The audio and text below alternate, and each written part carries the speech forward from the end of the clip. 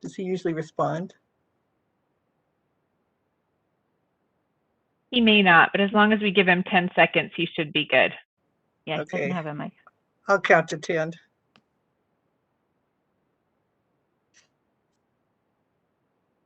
He's confirmed he's good to go.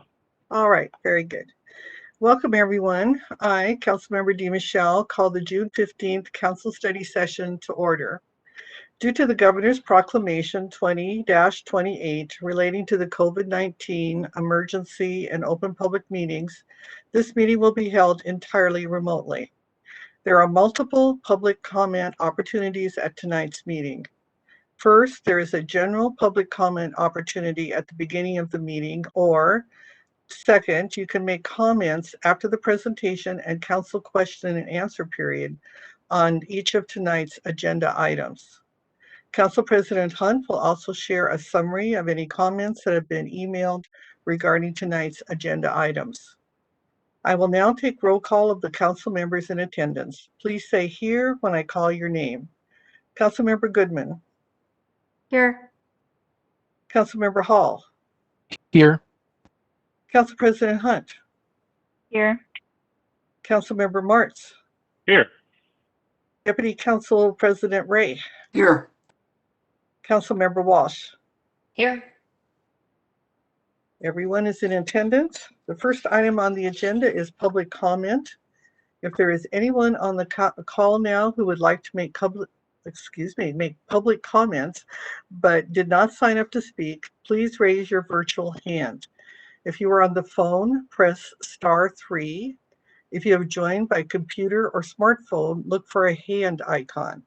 This varies by device. One option may be to go to the participant panel and choose the raise hand icon in the lower right-hand corner. I will wait for a moment to see if anyone wishes to raise their hand.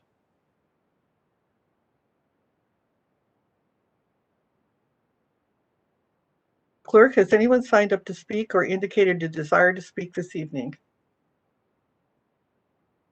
Yes, we have 6 individuals signed up to speak. The first is Greg Rumsey. Greg, in just a moment, I'll be making you a panelist. You should then see an option to turn on your video and unmute.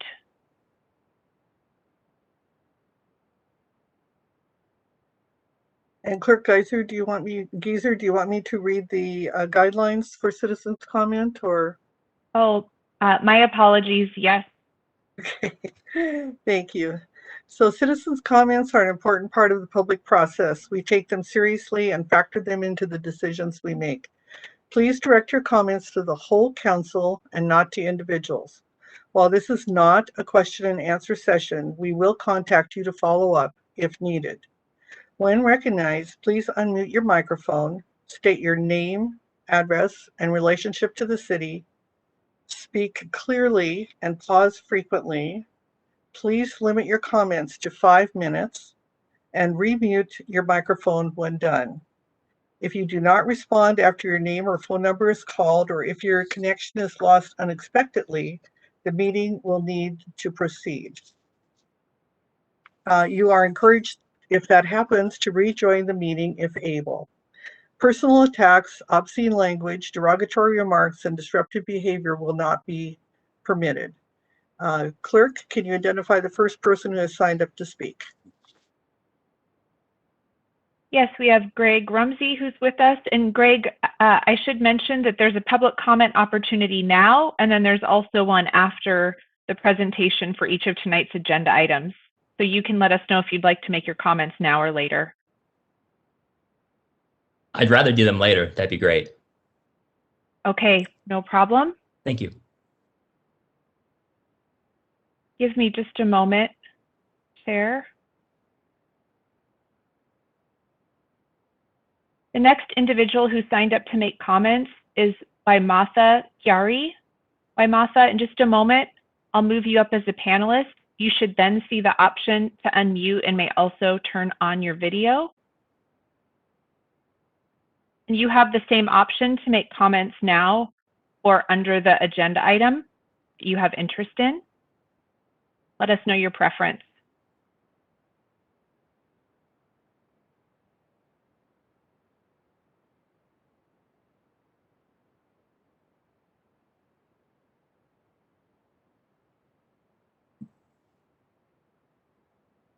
Can you hear me?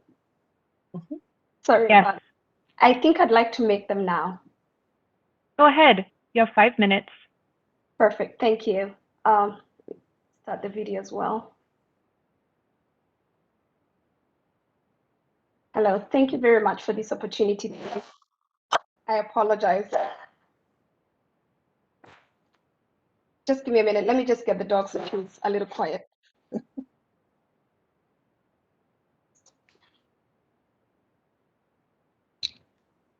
She doesn't want to be left out of the meeting. So thank you again. My name is Issaquah, and I have been a resident of Issaquah for the last 14 years, and I currently live in Issaquah Highlands. Today, I'd like to speak on the recommendations of the SRO, and specifically to support the recommendation to make no decision at this time, and to allow for continued dialogue with ISD as they evaluate school safety measures. So my comments specifically are based on the SRO role within the school and not outside the school. And my understanding is that the SRO will provide a uniformed presence on campus to promote safety and serve as a positive resource to the schools and surrounding neighborhoods. So police officers are supposed to make us all safe. But is this really the truth for all of us? Last year was a turning point in our country, a reckoning of racism and the systemic racism that is deeply rooted in our country. We have all seen the continued use of excessive force by police on Black and brown people in this country. The trauma on Black Americans is real. And every time we hear of another Black or brown American killed, injured, or humiliated by the police, we relieve this trauma. Our children relieve this trauma. Would seeing a uniformed police officer in school make our Black children and school staff feel safe or feel fear? I have lived in Issaquah for 14 years and have had only positive relationships with the police officers. I've had a few interactions with them and they've all been positive. To go back to my conversation. So if the goal is safety, can we collectively and inclusively define what safety means and how it looks like for different groups of people in our community, and then co-create solutions that get us to this goal of safety, not in a transactional way, but in a truly transformative and empathetic process? Some potential solutions to school safety. The school district could hire non-police and armed safety officers who will be focused on conflict resolution, and they can work closely in relation with the Issaquah Police Department. The other solutions that I have thought of are to get to safety, but with relationship as a cornerstone, as I believe this would get to some of the whys of safety and maybe why the students may be acting out. So having relationship as core. The school district could create a school navigators program where each adult, from the superintendent to the bus drivers, could be paired with a cohort of students, maybe 5 to 10 students, with whom they would have dedicated time and support throughout either middle school and or high school.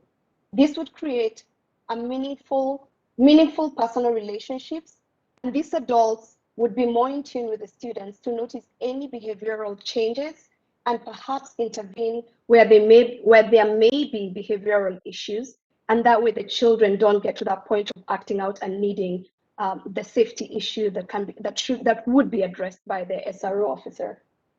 The ISD could and should hire more counselors, and specifically counselors of color, to provide culturally informed mental health support for students and students of color. This would also get to why are the kids acting out, why is there a crisis, and get before that and address that by having the mental health counselors. And that way the crisis we don't even get to that point of crisis management. All this to say that this is not going to be easy, and doing racist systems is not going to be easy for any of us. It's hard work, but it's actually really important work.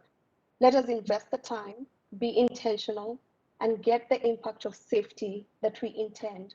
Otherwise, doing the same system having a police officer in school may not feel safe and does not feel safe for all the students. Thank you.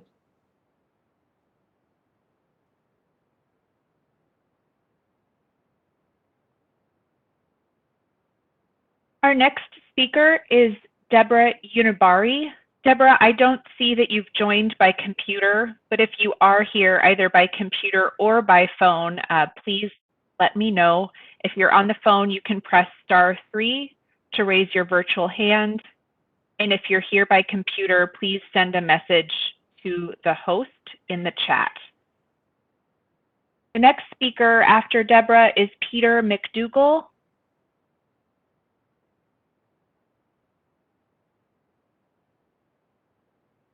Peter, I am going to attempt to make you a panelist now. You should shortly see an option to unmute. And may also choose to turn on your camera. Okay, thank you. I've just unmuted. Thank you very much.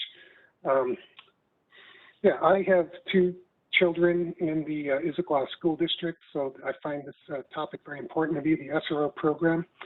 For me, it's an extra layer of safety for my school-age children. When I visit the high school and I see the squad car parked in front, and when I'm occasionally greeted personally by the SRO as I approach the school, that extra safety to me is priceless.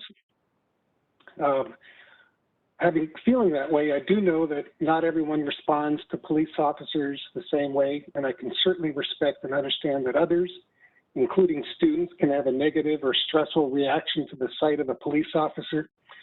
I would simply ask that we as a community take the opportunity the SRO program provides to interact with a professional law enforcement officer in a consistent and constructive way. If there is serious consideration at our City Council about removing the SRO program, please keep in mind the disastrous trend we've seen in Seattle, where reducing police funding, strong opposition to police by local politicians, and a sharp drop in uniformed police officers has been accompanied by a drastic increase in murders. While, of course, Issaquah is not Seattle, it would be hard to find a city in the past year that has reduced their police footprint in any meaningful way and has seen a reduction in homicides. Whether it's in our schools with an SRO program or in our streets and neighborhoods with our patrol officers, let's not follow the poor choices and, in fact, deadly choices that Seattle and others have made with their police.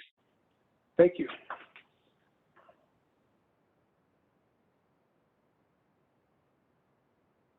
All right.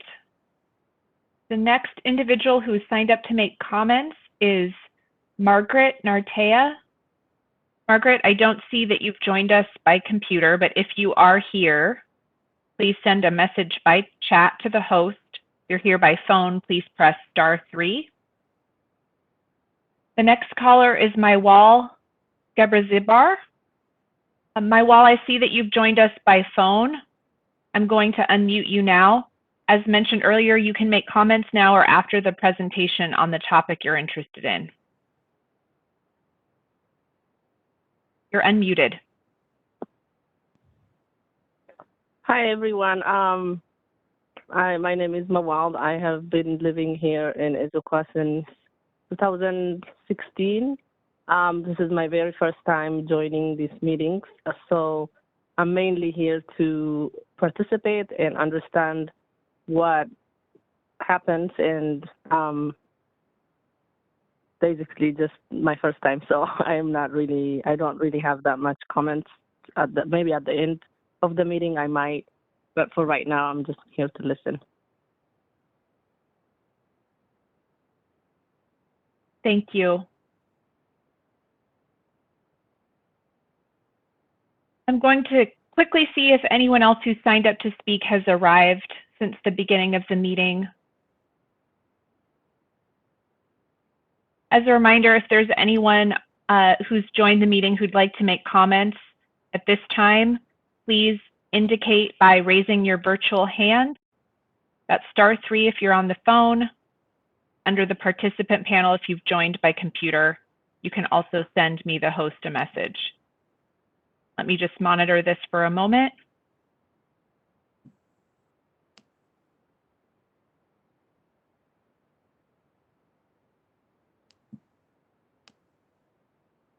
And no one else appears to be interested in making comments at this time. Thank you. Council President Hunt, do we receive any emails that you would like to share at this point? Thank you, Councilmember DeMichelle. This is Council President Hunt, and during virtual meetings, I have been summarizing email comments that we received that directly reference items that we are discussing in our council meeting. So we did receive several emails on this topic. We received 3 emails from community members that expressed that they were parents of children in the Issaquah School District and were in support of renewal of the SRO program and expressed concerns about safety of students in the schools. We also received the email from one of the speakers, so as has been my practice, I will let that person speak for themselves, so I won't summarize that one. And that concludes the email comments that we've received on this item. Thanks. Thank you, Council President Hunt. As mentioned earlier, we offer several opportunities for comments during work study sessions, and we will clearly indicate those opportunities as we go through the meeting. Our first item on the agenda tonight is ID 0889, School Resource Officers. It will be presented to us by Police Chief Scott Bierbaum and Shannon Kelly Ray, our consultant. Chief Bierbaum, I will turn it over to you. Thank you, Council. I'm Scott Bierbaum, Chief of Police of the Issaquah Police Department. I'm here tonight to talk to you about school resource officers. I will share my screen and the presentation.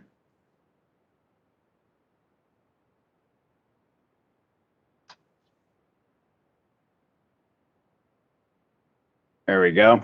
Okay, tonight, the purpose is to provide an overview of or an update on community input regarding the School Resource Officer Program. At the conclusion of the presentation, we'll be looking for direction from Council on next steps regarding how and what we do with the School Resource Officer Program.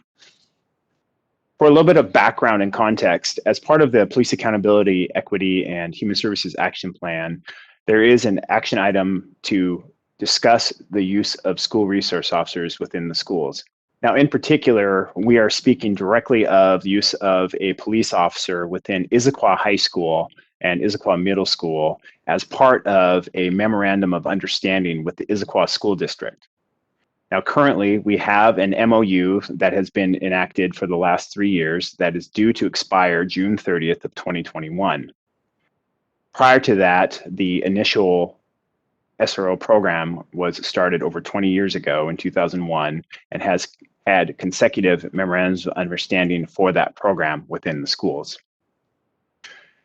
Back in February, when we had the last update on the Police Accountability and Human Services Action Plan, there was an interest to have conversations with the community to get community input on their stance, on their beliefs, on their feelings about the School Resource Officer Program.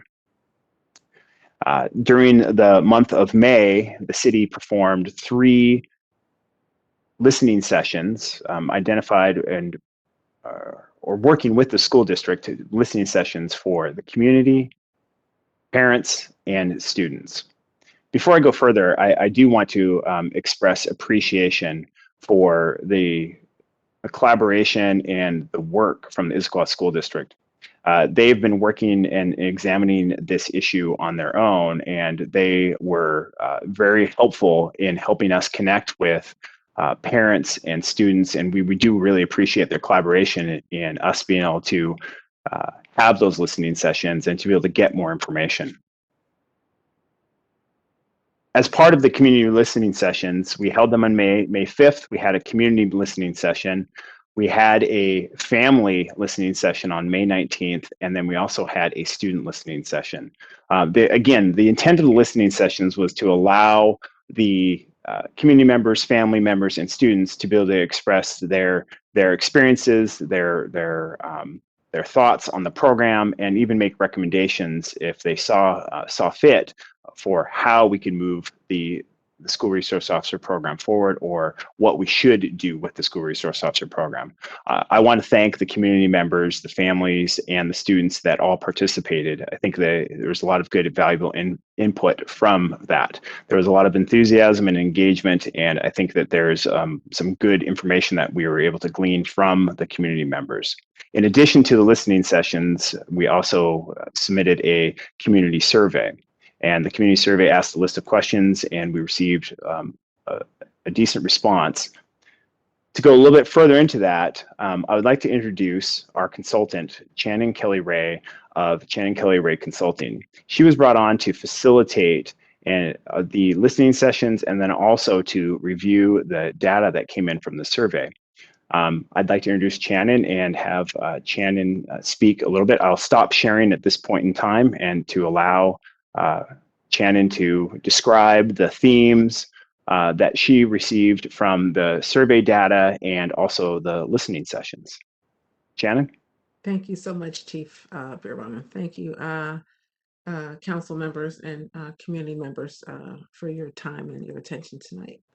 So as Chief Birwama said, on May 5th and 19th, we conducted listening sessions as well as a online survey where we were able to ask and answer questions of the community, specifically to get feedback on both their experience with the SRO program or SRO officers, the experience with law enforcement in general that may inform their experience with officers in the SRO program, and some ideas in terms of policies, process, and protocol for recommendations of what next steps might look like, or what that relationship should look like, or that program should look like from their own perspective.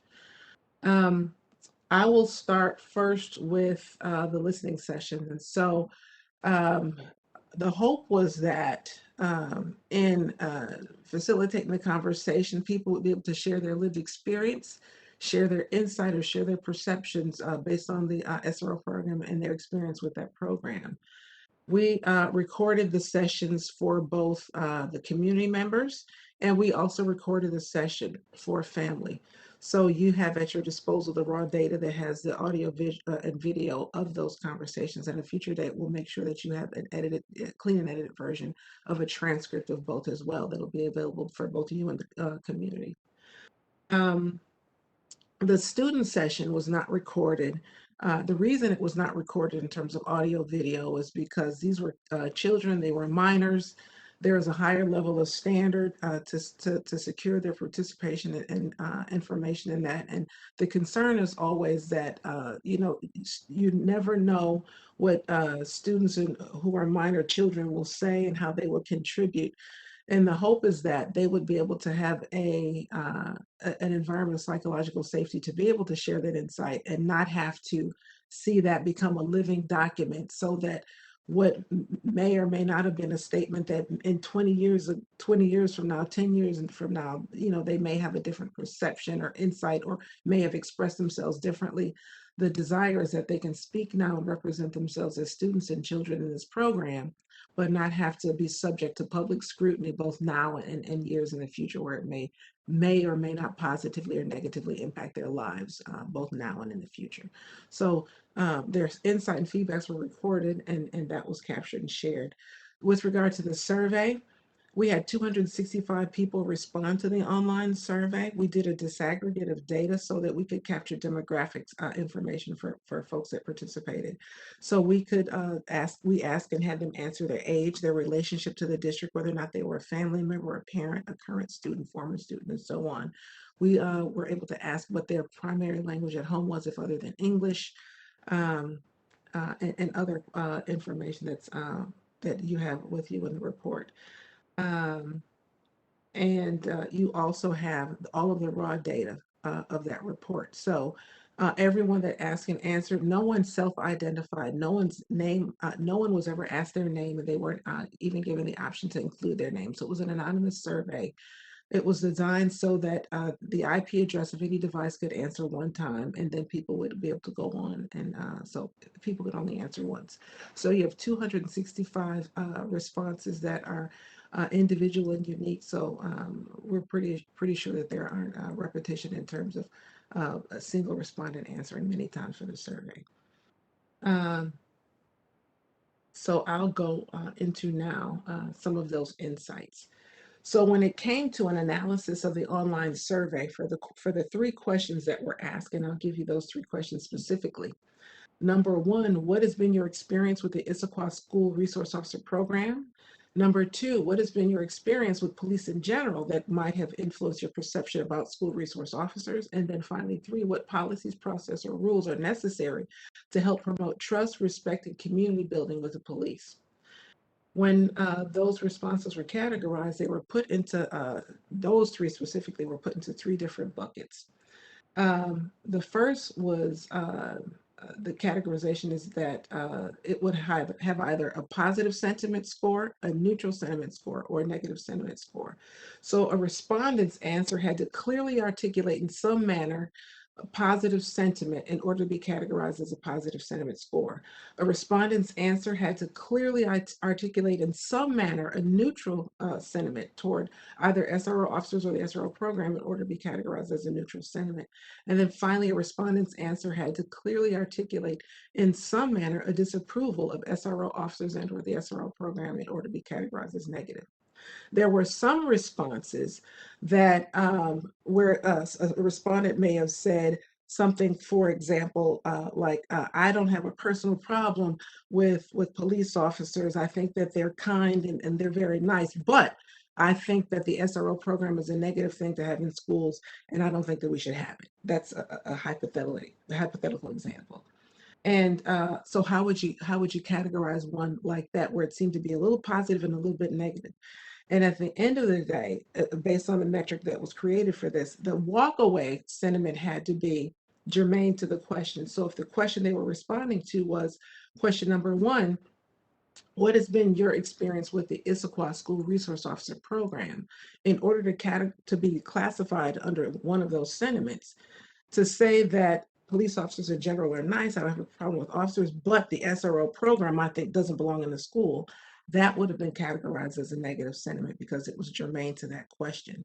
If the question was, what is your experience with police officers that may influence your experience?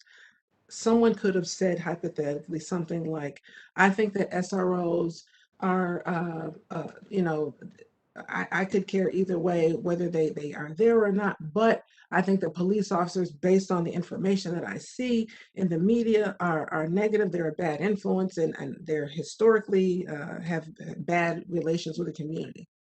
That germane to the question would have had to speak to what do you say about your relationship, your perception or experience with police officers in general that would have colored your opinion. That would have been then one having a negative sentiment if they felt like it was negative, but otherwise it would have been neutral. So the categorization would have been germane to what the question was. So given that, looking at the disaggregate data of the 265 respondents, I'm always prepared to let you know. So what did the diversity look like of the people that are offering you feedback or insight specifically? And of those 265 people surveyed, they were able to self-identify. And based on their own self-identification, 7 or 2.75% of those 265 respondents identified as Black or African American. 3 or 1.18% were Indigenous and Native or Alaska Native. 46 people or 18.04% were Asian, according to their self-identification. None were Native Hawaiian or other Pacific Islander. 21 individuals or 8.24% were multiracial. 143 respondents or 56% identified as white or Caucasian. And then 28 individuals or 10.98% preferred not to answer. So that is what the demographic in terms of diversity looked like of your respondents. When going through those questions, what has been your experience with school resource officers? 257 people chose to respond. And based on the analysis and categorization of positive and negative sentiment, people had to have clearly articulated an opinion that would have put them into any of those categories. Where people said may have said nothing, or the response was none, that was not enough to have either a positive, neutral, or negative sentiment, so they wouldn't have been counted as part of those scores. So where people clearly had an opinion, either positive, neutral, or negative, and you have all of the data. So every person that responded in that report, you're able to go through and look at every individual response. But based on that analysis, of the 257 respondents, 43% of the respondents expressed a positive sentiment to the first question, 39% expressed a neutral sentiment, and 18% expressed a negative sentiment. I go further in your analysis to do a disaggregate of data so that you can look at how subpopulations responded to the same question. And so based on response, for example, from people who self-identified as Black or African American, 50% of those, of that 6 people that chose to respond expressed a positive sentiment. 17% expressed a negative sentiment, and I'm sorry, a neutral sentiment, and then 33% expressed a negative sentiment. But so what that means is between a positive or neutral but not having a negative sentiment, 67% did not hold a negative sentiment, while 33% shared a negative sentiment. Of those that self-identified as Asian, to the first question, 45 respondents who self-identified as Asian responded to the question. 27.6% expressed a positive sentiment, 42.2% expressed a neutral sentiment, and 31% expressed a negative sentiment. Of that, when you look at both positive and neutral, or having a sentiment that was not expressly negative, 69.8% of Asian respondents held both a positive and or neutral view of SRO officers in the program, while 31% shared a negative sentiment. 3% self-identified as Indigenous or Alaska Native. Of those 3 that responded, 2 out of the 3 held a neutral sentiment, and 1 expressed a negative sentiment. And then of those people who self-identified as Latinx or Hispanic or Latino, 17 expressed a positive sentiment, 50% expressed a neutral sentiment, and 33% expressed a negative sentiment. 121 respondents self-identified as students. Of those people taking the survey, 35% who self-identified as students expressed a positive sentiment, 31 expressed a neutral sentiment, and 34% expressed a negative sentiment. So of those students who, or those people who self-identified as students, and again, that was 121 respondents, with answers categorized as either positive or neutral, 66% would fall into that category, while those expressing a very decided negative sentiment was at 34%. I also want to mention that during the listening session, 14 students participated in the live listening session, and the vast majority of students participating in that listening session held negative sentiment of the school resource officer program. I also give you some examples of what some of those things were that people shared that is included as part of the report. When you go to question 2, what has been your experience with police in general that might have influenced your perception about school resource officers? 254 people responded to that question. 57% of respondents expressed a positive sentiment, 22% expressed a neutral sentiment, and 21% expressed a decidedly negative sentiment. When I do a disaggregate of the data to look at subcategories of populations within that, the respondents to that, all 6 people who self-identified as Black or African American responding to question 2, of those, 33% expressed a positive sentiment, 17 expressed a neutral sentiment, and 50% expressed a negative sentiment. 45 respondents identifying as Asian responded to that question.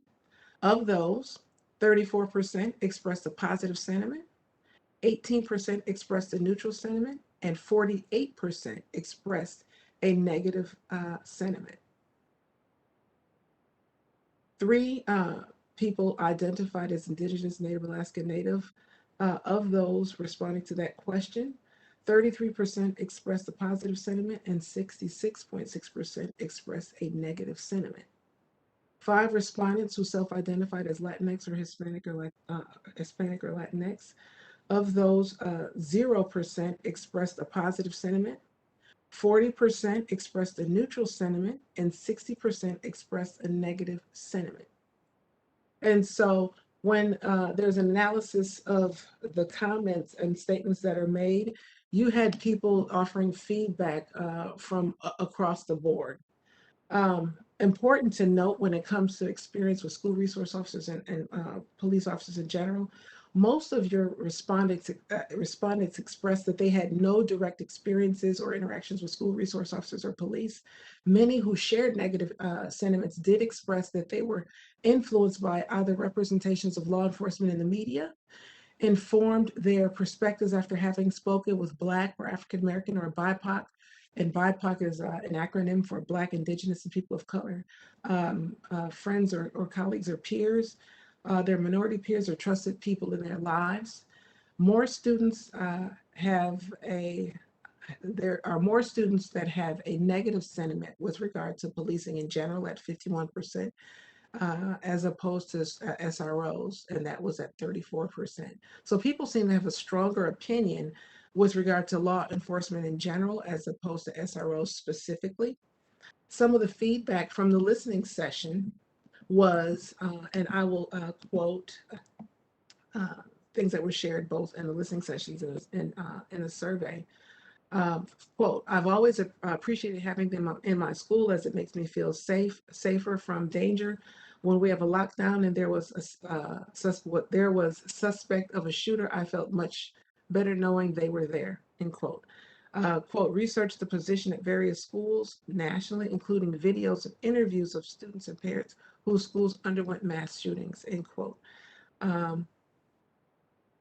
Quote, I had really good experiences with SRO at IHS. I know if I have a problem that I can go and talk to the SRO and get help. The gunshots from the range scare me sometimes, and I'm glad my SRO is around. Quote, they have traumatized my friends who are people of color, end quote. Quote, not much, but I think it is a little unsettling to see a man holding a gun every day when you walk into school, end quote. Quote, although I have never had a face-to-face interaction with an SRO, I have felt uncomfortable in their presence. I noticed the badge and I noticed the gun, and that lets me know that they are not a safe person or an ally to me. So those are some of the comments that have come to students. So you have feedback across the board, but again, much of their sentiment, at least the strongest sentiment, is the relationship with police officers. Still negative with school resource officers, but not as strong a sentiment, negative sentiment with SRO specifically.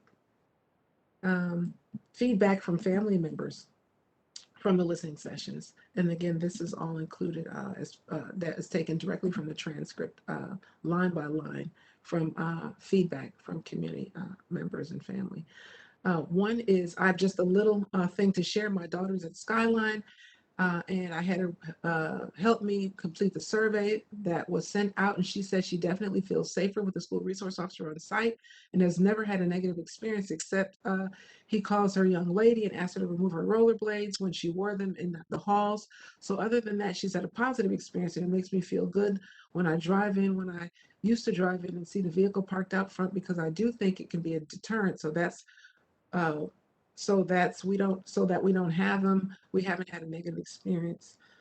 Someone said, I am on the Issaquah Human Services Commission. I'm just listening in tonight. And the reason I wanted to listen in and just share is that we have a number of listening sessions with residents in Issaquah, and we have heard really strongly, especially from residents of color, about the school resource officer issue and how many families and many students shared what that experience was like for them, and that it was not something that made them feel safe.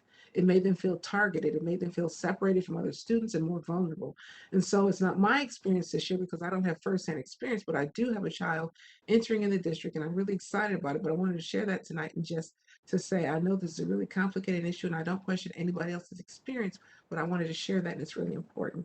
And then it goes on to give you additional examples of people's lived experience where they were very critical, but overarching, there was a very strong concern that, especially among staff that shared, that they wanted to have a larger pool of applicants or candidates to be considered for school resource officers. They wanted it to be an engaging program where they could help choose who the officers were and engage with family members and students to be able to choose if school resource officers in the program. They wanted to be part of proactively and deliberately a part of that process. School principals felt the same way, that they wanted to have more than one candidate participate. Other community feedback, again, was across the board. People had very strong opinions. In the survey, there was very strong support for the SRO program from people who identified as community members that were not students at 57%. But there were some very strong sentiments with regard to the role that institutionalized bias and racism played. People were very concerned that because you have a very small underrepresented minority population, that they would be drowned out by the many voices that would represent Caucasian, non-Hispanic, or the majority population. And they didn't want those small voices to be lost. It was very strong in their comments that they wanted to be listened to, they wanted to be valued and heard. They want for you to make data-driven decisions and to look at how policing and the impact of policing in schools impacted kids, communities of color, people that were neurodiverse, people that had special needs. So parents with kids with special needs also wanted to center and elevate their issues so that it wasn't just a matter of race. So they wanted to make sure that that their students could meet SRO officers, engage with SRO officers, and have other people to de-escalate situations so that they wouldn't have to be fearful of police. And people wanted to explore lots of other modes or methodologies. They had lots of questions for Chief Beerbaum on what has to happen before a student is arrested. Do police officers get access to student data and information? They wanted to know the process and the structures or rules around officers in school and what kind of training they got with regard to diversity, equity, inclusion, and belonging. But that was a lot of the feedback. So people want to have this be an engaging process. Whatever you do in terms of decision making, they want to be engaged in the process in a way that is real, that is meaningful, that is visible, and that is transparent so that all of the community can participate in the conversation. And there are lots of examples of information shared, like the gentlewoman who participated and gave you feedback earlier that said that before you made a decision, that the community wants to be meaningfully involved and engaged, especially as decisions about future state are concerned. But again, the biggest takeaway is that students feel like you should consider other options. And again, according to census data, the school district has more than 20,230 students. You heard from 14 in the listening session. So I don't know that I don't believe that that's a large enough sample size to represent the voice of all of your student population. But you certainly had folks that showed up that had very strong opinions. There were community members and family members that concurred with their feeling. They understand and acknowledge that they are a small percentage of that population. But again, I'll tell you as a professional in this space that oftentimes you are faced with the very tough challenge of trying to make a decision that meets the needs of all community. But because of long-term historic patterns of discrimination, bias, and disparate outcome, you won't always get those voices that are centered at the table. Sometimes the squeaky wheel will get the oil, and you don't always get centered the lived experience or perspectives of the minority population, because they are sometimes drowned out by your majority population. So I'll ask and beg that you consider that while you deliberate and adjudicate that decision and come to your final conclusion. That's all that I have. So I'll stop talking and open the floor so that you can ask and I can answer questions for you. Thank you, Shannon, and thank you, Chief Beerbaum. So for those people who are here at the City Council meeting for the first time, I'll just quickly explain that the next item is council questions. And council members can ask questions, as many as they want. And when we are finished with council questions, then there will be another opportunity for public comment. And so I will ask now for my fellow council members, do we have any questions for either Chief Beerbaum or for Shannon? And please put that in the chat. Chief Beerbaum, did you have more slides? Yes, Councilmember DeMichelle, I do have a couple more slides to go over before, but we want to make sure that we provide that opportunity to ask Shannon any questions directly as part of like the data and the listening sessions. If you'd like to come back to that, we can, and I can cover these other slides or 2 slides prior to coming back to kind of the further conversation. I don't see any questions, so why don't we go ahead and look at the slides, and then we'll come back for questions and then for public comment. Okay.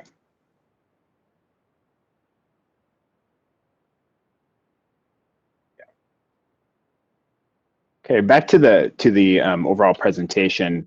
The community input, some of the conversation that we had when reviewing the comments from the community, 2 of the aspects that you probably heard earlier today during the public comment, but then also was kind of a theme, was safety. And I know Shannon could probably talk to this as well. As part of the safety, there are some that feel safe with the SRO or school resource officer present in the schools. There are some neutral, and then there are some that do not feel safe with the school resource officer present. The conversation then to further dive into that is, again, you heard one of our public comments talking about what's the definition of safety. If our intent is to provide safety for all students and our community members and our staff that work within the schools, then we might need to look further at defining what safety is. How do we answer the interests of all of those involved? How do we provide that feeling of safety when people are on campus or within the schools, and yet not be a detriment to the students as well? The police department, and I can speak for the women and men of the Issaquah Police Department, we care deeply about providing services for the students within our schools. We want to make sure that they have a safe environment and that we're there to be supportive of their school efforts. But we do not want to be a detriment as well. So I guess the question is the theme of safety is, I think we need to look further into what the definition of safety is and how we can answer the interests that are all the people that have come forward through the community listening sessions, the family listening sessions, and the student listening sessions as well. How do we answer those questions or those interests of safety? Another theme that was throughout the data, through the survey and through the listening sessions, is that interaction with police or trust or relationships. There are some that trust the police and some that do not, and some that are neutral. How do we provide opportunities to learn about each other's interests? How do we break down those barriers of communication, break down barriers of trust? What are those things that we can do to address that? So those are some additional themes that came up during, if you're looking at some of the comments, and then also during some of the listening sessions. I do not want to diminish any of the other comments that were made by any of our community members, our family members, or our students, because again, they were very engaged, the ones that were, and we really appreciate that input. But if we're looking at the overall program of our school resource officer program, these are some of the themes that we were there for, is addressing the safety of our students, our staff, and our community members, and again, building positive interactions with our police department and our community members. Some additional considerations as part of this conversation.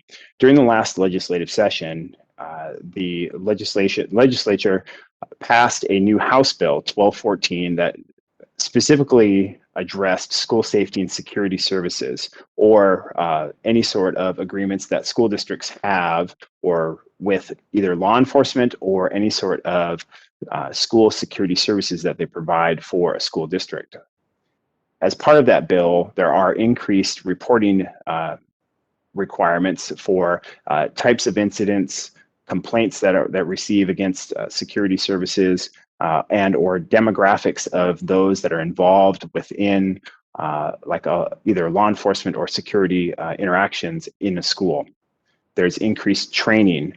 We've talked about some of the training requirements in past meetings from anti-bias, understanding cultural competencies, de-escalations, understanding school law, understanding mental health emergency response training, crisis intervention as well. Those are all outlined within the new House bill. The new House bill also outlines new memorandum of understanding expectations. They do require a one-year agreement that is reviewed and adopted yearly. As part of that, it also does include language within the House bill that requires parents, students, and community members that are actively involved in that process. That MOU also outlines expectations for how a security service or a school resource officer are hired. It establishes that they must outline clear responsibilities for those that are serving in that role, and also that outlines a complaint process. That is definitely something to consider as we talk further about the school resource officer program. Another one that we will talk in another agenda item, but I want to touch on it now, is House Bill 1223. During the last legislative session, it requires, it's called the electronic recording of custodial interrogations. Essentially, any sort of interaction with a juvenile or a youth under the age of 18, if for a criminal matter, if we are going to be asking questions for a criminal matter, should be recorded, either audio, if it's at a minimum in an audio recording. So therefore, as a police officer may be working within the schools, if they're asking or interacting with students, there's a requirement that if we're going to be asking them questions, that we would be recording those interactions, at least audio. But if it was within a police department facility or a jail or some sort of custodial facility, then it would be also audio and visual. But that's just, again, a legislative factor to consider as we discuss the school resource officer program a little bit further.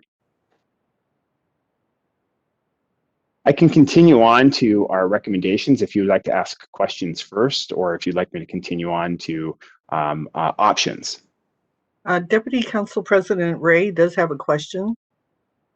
Thank you, Councilmember DeMichelle. We'll let the chief finish his presentation, then I'll ask him then. Thank you. Great, thanks.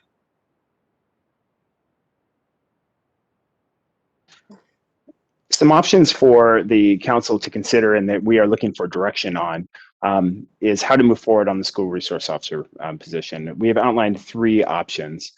One is no decision at this time, and to continue to discuss with school safety services with the Issaquah School District and look for opportunities to build positive relationships with students, families, and community members of the Issaquah School District. Now, a reminder, our current memorandum of understanding is set to expire at the end of this month, June 30th. School will resume at the end of August of this year. So there is a couple of months to have continued conversations about how we can partner to provide those school safety services and build positive relationships. Number two option is to direct administration to work with the Issaquah School District to develop a new MOU for a school resource officer under the new state law requirements. Or three, allow just the MOU to expire and end the school resource officer program with no further action taken. As part of further considerations, we do recognize that there are, the Issaquah School District is reviewing the program as well, and they are having discussions with the school board. Ultimately, they are responsible for the safety of their students and the programs that they provide within the schools. And we are obviously interested in having further conversation to see how we can partner in that. As we move forward, if the council decides to move forward with option one, of course, we would have continued dialogue with the school district in seeing how we could move forward to partner over the summer in preparation for next school year. I will leave it at that. For timing of next steps, we can come back to, and we can go to questions.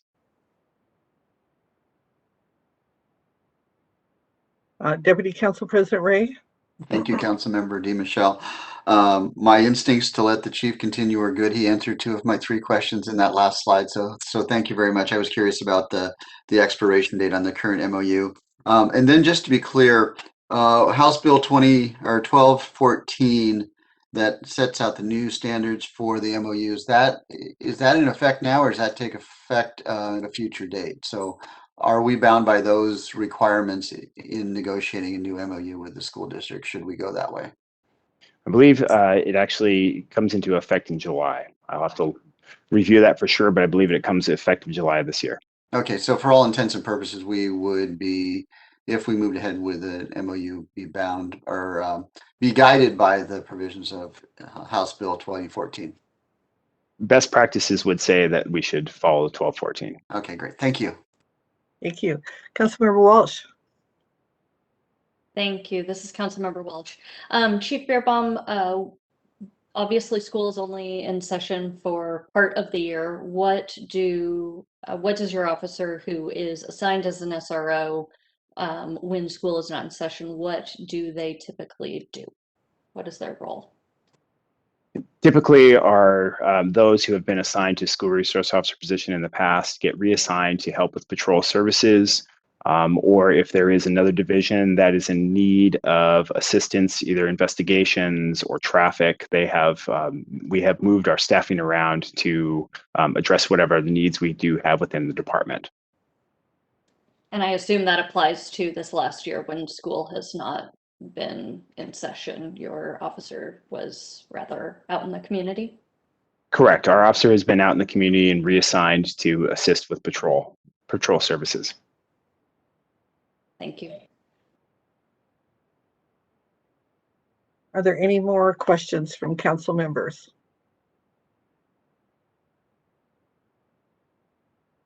Councilmember Hall?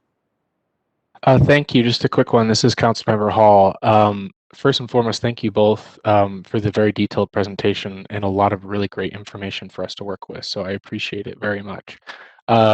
Chief Beerbaum, I wonder if you could elaborate on how student resource officers are selected from our force. I had noticed, and I think it was brought up too during the presentation, that one of the principals was saying, it'd be nice to have a couple and then have kind of an engaging process to select one. So could you just kind of walk us through how that works currently? Absolutely. The school resource officer position is typically offered to current police officers, and if when an opportunity becomes available to fill that role, we put it out to our officers. Typically what we'd like to do is have our officers go and spend time in the schools to interact with the staff and the students and to make sure that that is indeed the best fit for not only them, but for their interests as well. And just to get some feedback from the school. Over the past couple of times since we've had those openings, we've only had at each time one officer from our department showing interest, and then we've provided that to the school to do the interviews. Ultimately, we would like to be able to have, if we continue with the school resource officer program, we would want to partner with the school to be able to provide them with multiple candidates to choose from. But the reality of it is if we have one officer who has expressed interest, that would be the one that we would go through the interview process and interact with the school to see if that is going to be the right fit.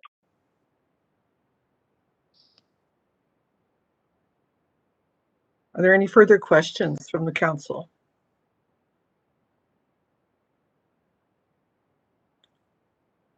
All right, Clerk Deezer, do we have people who would like to make public comment? Yes, we do. The first is Greg Rumsey. Greg, I'm going to again move you up as a panelist. Soon you should have an opportunity to unmute and turn on your video if you choose.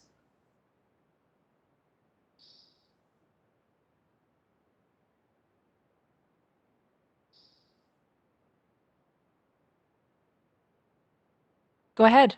Thank you. Well, good evening, council members, Chief Beerbaum, and Consultant Shannon. I really thank you for this time tonight. I unfortunately missed, the listening sessions and the surveys that went out. But ironically, it was a couple months ago that my wife was talking to her girlfriend in Colorado, and about the same issue coming up, and about how they were going to remove the police from the schools, and it was this huge thing, and we thought, wow, really? And so, as ironic as it was, and as shocking as it was, sorry, Greg Rumsey, I live in Issaquah. I've got a son that's going to start, scheduled to start as a freshman, and just the thought of removing that program just sends fear through my person. I certainly understand all that we've been through in 2020. I don't see this as a race. This is an education thing and a communication thing. But to remove officers, to remove policing from our society, we can look around and see it's not happening. Now we can have better communications, and we can find ways to navigate some of the issues that we're dealing with, and that's great, and we need to, but I don't see anywhere where that's not being welcomed. So I guess I wrote a letter. To me, as I look at what we went through, all of us in 2020, in all layers, but when it relates to the SRO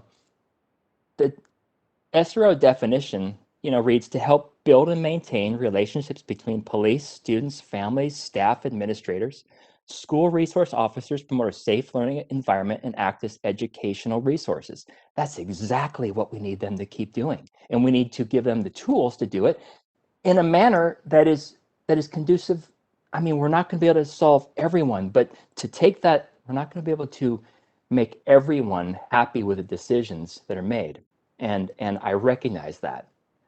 So I applaud all these things that you have, and it's great. I really appreciated listening in and all the data. I can't wait to see more as it becomes available. I just urge you to not cancel it. Continue the dialogue. I think from what I've heard, it's encouraging to me. And so I guess I'll close at that. Thank you.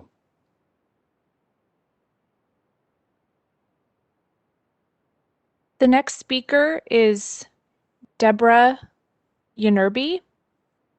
Deborah, in just a moment here, I'm going to make you a panelist. You should then have an option to unmute and may also choose to turn on your video.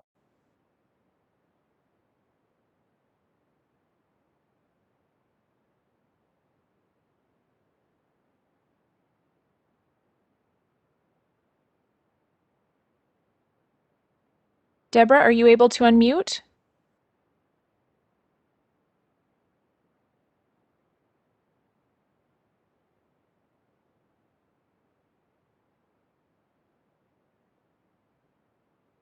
Deborah, you have the floor for 5 minutes if you'd like to make comments on this topic.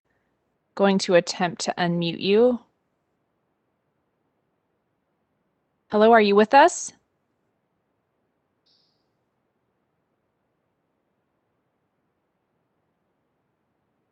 Deborah, would you like to make comments? Okay. I think that we are going to move on to Margaret Nartea. I don't see that Margaret has joined us by computer, but if you are here by computer, Margaret, please send me the host to chat or raise your virtual hand. If you're on the phone, you can press *3. And that goes for anyone else in the audience tonight who didn't sign up to make comments and would like to now. Please press *3 if you're on the phone or raise your virtual hand. I'm going to check back in with Mywell, who spoke earlier and indicated she may wish to make comments at this time. Mywell, I'm going to unmute you now. Please let us know if you'd like to speak. Hi. Yeah, I don't have much comments, but I would like to thank everybody and my friend Wamaita who invited me to this meeting today.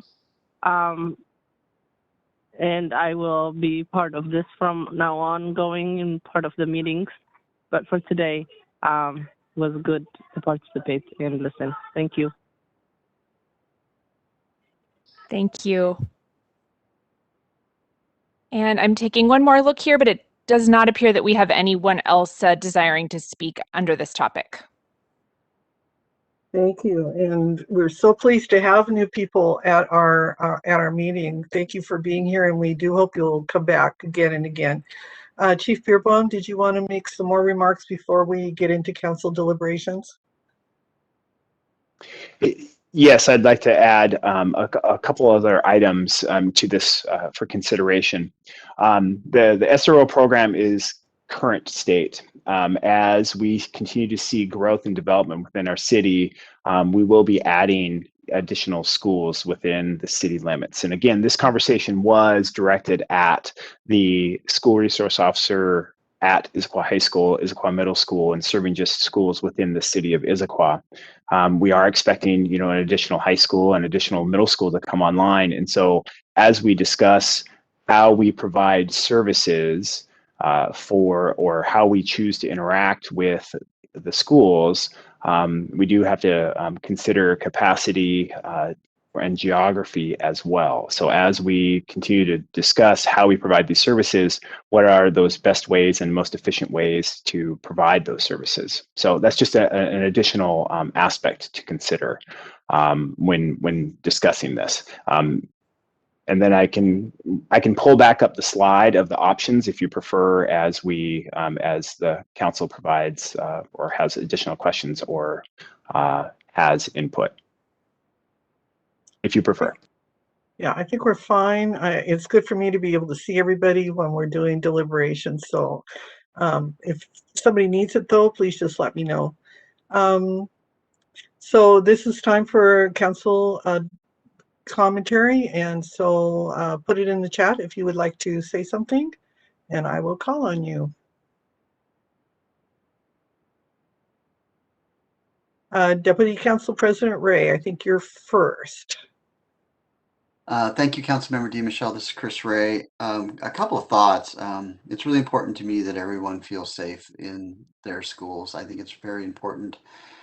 Part of getting an education is to be comfortable in the environment. And what I'm struck with is removing an SRO doesn't solve that problem for everyone, and keeping the SRO in its current permeation doesn't solve that problem for everyone. So I think the challenge that we face is, how do we rethink about the SRO function, and how do we think about what are the underlying challenges that we're trying to solve? What's the root cause of this? And so I think there's still some work to be done, and I would like to see us continue to work with the school district, and I know they have their own set of perspectives on this, on how best to serve all of the children in our schools in a way that works for everyone, because I believe that there is an answer out there, and we've got some incredibly great people in the Issaquah Police Department that I know can figure this out for us. Thank you. Thank you. Council President Hunt, I believe, is next. Yes. Thank you. This is Council President Hunt. I think that the school district and the city definitely need to continue to partner on this. And I think that the best, the option that reflects this most clearly is option 1 from the 3 options that were presented by Chief Beerbaum. I think in part, this is extremely important because the city and the SRO program is part of the security and the safety and the services that are provided by the school. And we're discussing one part of that, which is the MOU, and we're considering that. But I think that for the best outcome for students and the families and the teachers and everyone who's affected by our decision, we really need to continue the partnership and the dialogue with the school. And that's the most important thing, I think, right now. And so I would be supportive of continuing that dialogue with option 1. I also think it's important that the city is growing and changing, and as Chief Beerbaum mentions, there will be another high school potentially, and more schools on the horizon as we're a growing city and a growing region. And I think we have this moment to evaluate the program and take into consideration this feedback and work with the school district to come to decisions. I also think that I was struck by one of the public comments talking about the importance of empathy, and I have full faith in that our police department will continue to work on providing safety to the community and the feeling of safety to the community as well. And I think the way for us at this point is to work with the school district on how best to do that. Thank you, Councilmember Walsh. Thank you, Councilmember DeMichelle. This is Councilmember Walsh. First, I want to say that I appreciate how engaged the Issaquah Police Department is with the community and how interested they are in listening. I also appreciate the courage of those, including the students who spoke up about their personal experiences. I think for me, it comes down to what our role is as city council. So for anybody on the public who doesn't understand this, the city is separate from the school district. So the city gets our own tax dollars, and we provide services to the community, including public safety, roads, sewer infrastructure, all of that. What we don't provide is schools. And so I think it's important to understand that the school district, if they decide it's appropriate to have school resource officers in their schools, they can do that. They can choose to hire for that role separate from the Issaquah Police Department and continue that program. We have no say over that. So our focus in this evaluation really has to be whether funding this program is the best use of city taxpayer dollars, whether this is the best use of city employees, and what kind of benefit the city receives from this program. So while equity and parents wanting schools to feel safe is really important, since I don't sit on the school board, I can't make that decision for the Issaquah School District. But as a city council member, what I do have to be responsible for is our budget and our ability to hire. And so I think given we are faced with a very challenging time in the entire community, not just our city, but the entire community, being able to hire police officers. Thus, I believe that taking a patrol officer off of the streets to be assigned to a portion of our schools, one school as a core area, really just means we have fewer officers available for the full city's needs. And also, there are really no metrics that I've heard thus far that justify spending the money on the SRO program as a city for the benefits the city receives as a whole. This isn't a measurable program. And so I look back on this and I say, I understand people feel really, really strongly on both sides of this issue, but our responsibility as a city council is to provide for public safety for the entire community, which in this case includes hiring police officers, and to be an effective use of taxpayer dollars when we're allocating our budget. So from my perspective, I haven't heard anything that justifies the spending on this program, and I think it's an important time to take a moment and look back on this. And if the school district wants to continue that and fund it and hire outside of the Issaquah Police Department, that's their prerogative. But I don't think it's in the best interest of the city to have one of our police officers that we've spent time training and hiring and educating and all of that to be assigned to a small portion and a small set of needs. So that's my feelings. Thank you.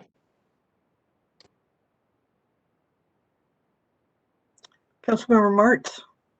Thank you. This is Councilmember Martz. What's the cost of the SRO program to the city? I have a question before I make my comments. Sorry. To answer that, the MOU is a reimbursement. So we get reimbursed approximately $70,000 or $65,000 to $75,000, depending upon which officer is assigned to the program. So there is a cost that we're getting reimbursed. What fraction of the cost of the program does that $70,000 represent?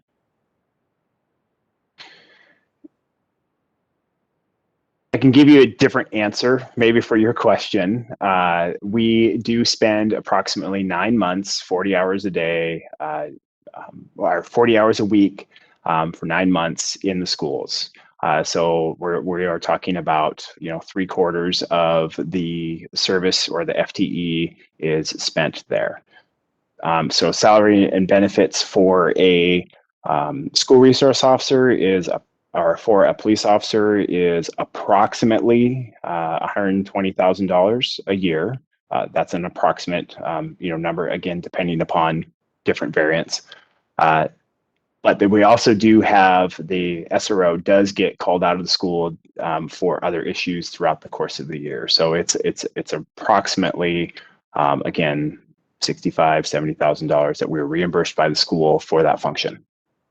I guess my question is it was always my understanding that it was the intent of the program that Issaquah isn't paying for that SRO. The district is paying for the SRO. We're providing that SRO, but it doesn't really, it doesn't come out of our IPD budget the way that traffic stops and other IPD functions come out. It's reimbursed by the school district.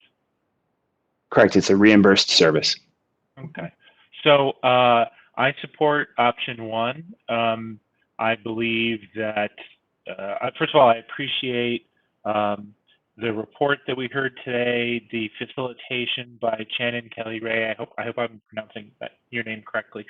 I think it was a good facilitation, and it points out that some folks feel an SRO provides more safety, and some folks feel an SRO does not provide more safety. But by and large, the community, both in this outreach and in what we've heard from the community, have said they want something going forward.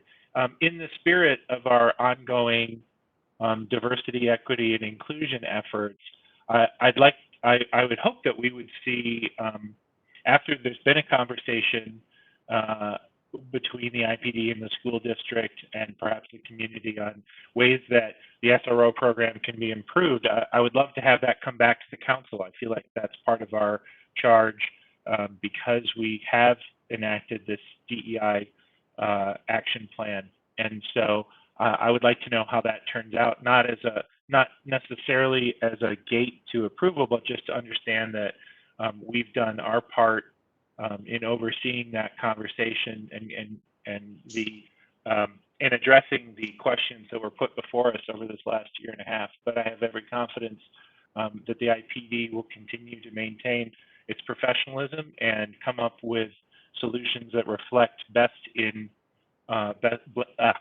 class thinking on how to make for a great SRO program. Thank you. Thank you. Councilmember Goodman or Councilmember Hall, would you like to make a comment? Councilmember Hall? Thank you. Sure, a quick one. This is Councilmember Hall. I'm in alignment with what you've heard from council so far in terms of wanting to continue the dialogue, continue the discussion. I think that is the best path forward. I would really like us to use the time efficiently. It's only a few months. It's not summer break. We'll have to be working over those a couple months, but I think Chief Beerbaum kind of hit it perfectly with, how are we defining safety? I think we can all agree when the SRO program was formed, the problem we're trying to solve is ensuring that students and staff feel safe in their schools. So then the next logical question is, well, how do we define that, and what data suggests that schools are safer for staff and students with SROs in it? So I think it would be interesting for us to see if we have any access to additional data to review with regard to interactions between SROs and students and staff. Not necessarily what roles and responsibilities are, but what actual interactions are happening on the floor or on the ground. And yeah, that's all I got. Thank you. Councilmember Goodman. Thank you, Councilmember Goodman here. Yeah, I think there's more work to be done. I am particularly struck by the responses from students who have reported negative experiences. I realize we don't have thousands and thousands of responses, but we don't, we have a small community. But when what we heard about the data tonight, there was a significant percentage that reported having negative experiences. And that is extraordinarily compelling to me. And I agree with the comments we heard about not letting the majority drown out those voices that are part of some of the things we are trying to accomplish in our society today. So I absolutely think we need more work on this. Thank you. Thank you. Would any council member like to make other comments before I do a wrap up? Okay. Councilmember Hall. Thank you, Councilmember Hall here. Just another quick comment to say thanks again to Shannon for your deep work listening with the community, with families, and with students. We so appreciate you. And then also with Chief Beerbaum, you have always approached all of this work since early last year with just a genuine wanting to make this community a better place. So I really appreciate where both your hearts are at. Thank you. And council members, if I may, if you can indulge me for 30 seconds, I just wanted to share with you that before taking on this project, I did have a conversation with Chief Beerbaum to decide whether or not I would work with Issaquah on this topic. I wanted to talk to him, and he doesn't know I'm going to make this statement, but I wanted to talk to him to know, or at least to get a good understanding of his why, his end game. What did he want to accomplish in having this conversation? Because I didn't want to have my firm, my brand, and my name and reputation that I've worked so hard to have. I didn't want to lend it into a space where it wouldn't have mattered. And it was just a checking of the box. And I don't say this because, I'm pro-police, anti-police, but this is just my comment with regard to Chief Beerbaum. It was a pleasure to partner and work with him and the district and staff with the city of Issaquah. I was extremely impressed with his approach in that he said to me specifically, Shannon, I just want to do what's right for the families, for students, and for the community, whatever that looks like. So he didn't come into this thinking what the end would look like. I was impressed and agreed to take this responsibility, take this project on because he came in with that perspective, that he didn't have an end game in sight, but the goal was that he would listen to the community, that he would learn from students and their families, and then that he would work with whoever sat down with him to come up with whatever that thing was, whether it was to get rid of the program or keep it or fix it or whatever. And so I just wanted to leave you with that I was very impressed with that, and I'm very impressed with all of you that you would endeavor to engage in this conversation on behalf of the students whose experiences are centered often in their families and the students who aren't. And this is not just a race issue, but it's also for kids who are neurodiverse, who have physical differences, neurological and sensory differences, but all students, because I feel that all of you want to make good choices and decisions for all of the community, that you move together and forward together on behalf of everybody. So thank you so much for allowing me to participate and partner with you. And I look forward to seeing what happens next. Thank you so much, Shannon. Thank you very much for your comments.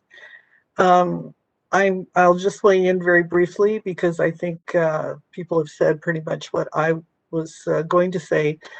There were two things that I heard during the listening sessions that really jumped out at me. One was from the community session where James Whitfield, who identified himself, so I feel free to identify him. He's the former executive director of Leadership Eastside. He said this, and I know I'm not quoting him exactly, but he said, if the minority is never listened to and never makes meaningful change, we are forever marginalized. And that quote really, really struck me. And then the other quote was from Chief Beerbaum during the student session, where he did explain, and I know this also from personal experience working with Influence of Choice, that having a police officer in the schools is often a way for students who are facing very difficult challenges in their personal lives, their community life, to connect with a police officer and be able to get help. And so those two things, how do we bring those two things together? And so I also support the idea of continuing the dialogue. Issaquah has a reputation as being a creative community, a community where we find things that no other community can find. And so I would like us to walk down the path of how can we make schools feel safe for every student, and yet continue to have that option or that ability for students to connect with help when they need that help. I did do a little research. I looked up the Washington State School Report Card. I looked up the demographics in the Issaquah School District for the 2020-21 school year. 46.9% of the students are white. 53.1% are students of color. And that is the whole school district, of course, and Issaquah is just a small part of that. So that's not the Issaquah, city of Issaquah demographics, that's the school district demographics.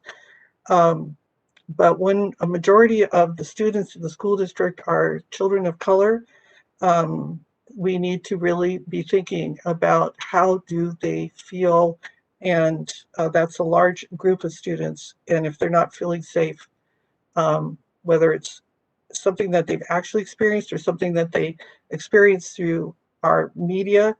To me, that media experience is a personal experience as well, especially when it strikes at the culture that they belong to. And so, so at any rate, I do appreciate the continued dialogue.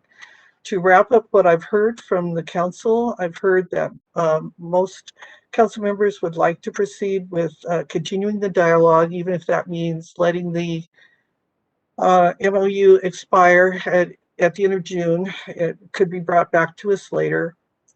I've heard that there is a desire for more metrics and more data concerning the benefits of the program. I also heard that we maybe need to clarify for the community much more clearly the city's role versus the school district's role. And let's see. I think that's pretty much it. If anybody wants to add to that real quickly and say, Barb, you missed something, please let me know. Just put your hand up. So, okay, I think that's it. And so that will bring this discussion to conclusion, and we'll go on to the next. Councilmember DiMichele, Councilmember Martz has a comment. Oh, sorry, Councilmember Martz, please comment. Sorry. I'm sorry. It always defaults to private. I don't know why. It always defaults to I am a little confused. I wasn't necessarily sure that option 1 was to allow the MOU to expire. Oh. I thought option 2 was develop a new MOU. Option 3 was allow the MOU to expire. I thought option 1 was continue the MOU and work to make changes to it. So I'm confused. It looks like city administrator has it. And maybe I heard something different than you did, because I heard that it expires on June 30th. So maybe Chief Beerbaum, do you want to clarify that for us? The current MOU does expire on June 30th. Per the new House bill, we will be expected to move forward with reevaluating the agreements and making sure that that kind of the language that is identified in the House Bill 1214 would be included. Our intent is we still want to move forward with the conversations to see how we can best answer the safety issues and those police interactions. We recognize that over the next 15 days that we're going to be running up against the expiration of the current MOU. We do recognize the school will be out of session, but we still will be interacting with the school district in the interim until we can come back and have further information for the council to present. Councilmember March, did that clarify that for you? No, I'm sorry, it doesn't. I don't understand what the rest of the summer then looks like if we choose option 1. Option 2, I guess the question is, how does option 1 then differ from option 2?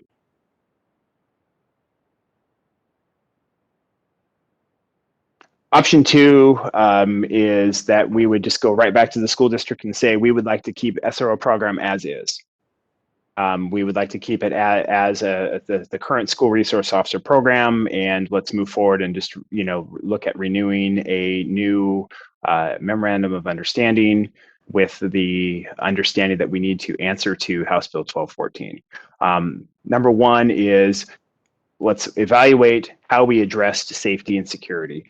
Does it mean that we have an SRO program? We don't know yet. Does it mean that it's a modified SRO program? How do we answer those issues that we have come up from the listening session? How do we answer the issues of safety? How do we address the issues of police interaction and trust? And then what does that look like moving forward? So that's the difference between 1 and 2. I see. So in either case, there's a new MOU. In one case, it's no. The deputy city council president is shaking his head no. Permit me to carry on. We still have to have the conversations with the school district. The school district, again, reminding that they have their decisions to make, their review of how they want to proceed. So it does not guarantee that there would be a new MOU. What it guarantees is that we're going to have continued conversation with the school district, figure out what is the next steps. How do we address these issues that have been brought up during the listening sessions? It does not guarantee a new MOU. Okay. Understood. Thank you. Okay. Got it. Okay, City Administrator Bob Kutz. Madam Chair, members of the council, I just have a process question. So once you conclude the item, I'd like to speak before we go to the next item. Go ahead. It is now 8 o'clock. This item, I think, took a little bit longer than we anticipated, rightfully so, to have the good discussion that we've had. The next item is more police business. Chief Beerbaum provided in the packet a lot of information. Perhaps the council would either like to ask questions only and save and we don't need to make a formal presentation, or conversely, we can bring this back on another evening. Work with the police department and staffing and procedure issues continues, and we could easily have this discussion another evening if that would be the will of the council.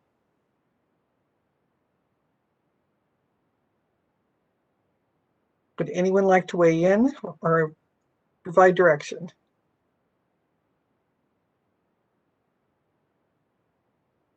Councilmember Walsh. This is Councilmember Walsh. I think that is a smart adjustment that maybe we don't need as much of a presentation on the next one and can just provide some feedback. Council President Hunt. This is Council President Hunt. I agree with Councilmember Walsh, and I think also the community survey results that was noticed to a lot of individuals. So it would be, I think, prudent to try to go through this next item. Either I would be fine with reassigning it to a different meeting, or just going quickly through it. Thank you. Anyone else want to comment? Deputy Council President Ray? I'll just kind of build on that. Thank you, Councilmember DiMichele. This is Chris Ray. I will build on that. I think we have a full agenda, and I think that the community survey is going to take longer than we had anticipated too. So I would be very much in favor of deferring this to another meeting. Thank you, Chief Beerbaum, for putting this together. We look forward to seeing this in and having a discussion. But I think for this evening, I would be in favor of moving on. And so, Chair DiMichele, we'll go ahead and place this on a future agenda, perhaps when we come back and talk more about the school resource officer. If I may, just one final comment. I also want to echo thanks to Shannon and Chief Beerbaum for their excellent report this evening. But I also want to speak to the Issaquah Police Department, the men and women who are working diligently every day. They watch these discussions very carefully. They are concerned about these discussions. I have spent some time talking with officers. I know some of you have in recent weeks. And I think it's important to send the message, first and foremost, how much we appreciate the work every single day, 24/7, that our police officers do. They feel very proud of the work that they do. They also, however, read the newspapers and see the internet, and they realize that this community discussion here in Issaquah is happening in communities all over America. And I just want to share how important the work that they do is, and the discussions that we're having internally as we're beginning to turn the page to the 2022 budget process. We want to make sure that we're providing appropriate public safety services, really that echo the conversation today. We want to make the whole community feel safe, not only students in our schools, but the entire community. So I want to take this opportunity to thank them for the good work that they're doing, and we will continue to talk more about these important issues as the months progress. Thank you very much, Councilmember DiMichele. Thank you. Thank you so much. All right. I think we've made a decision that we will go ahead to ID 0861, community survey results.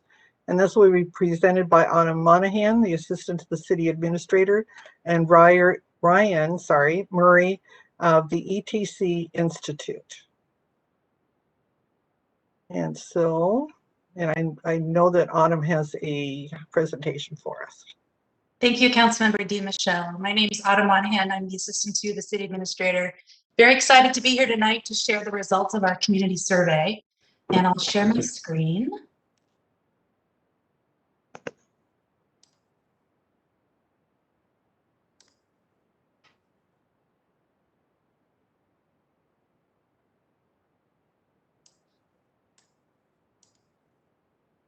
Are you able to see my screen okay?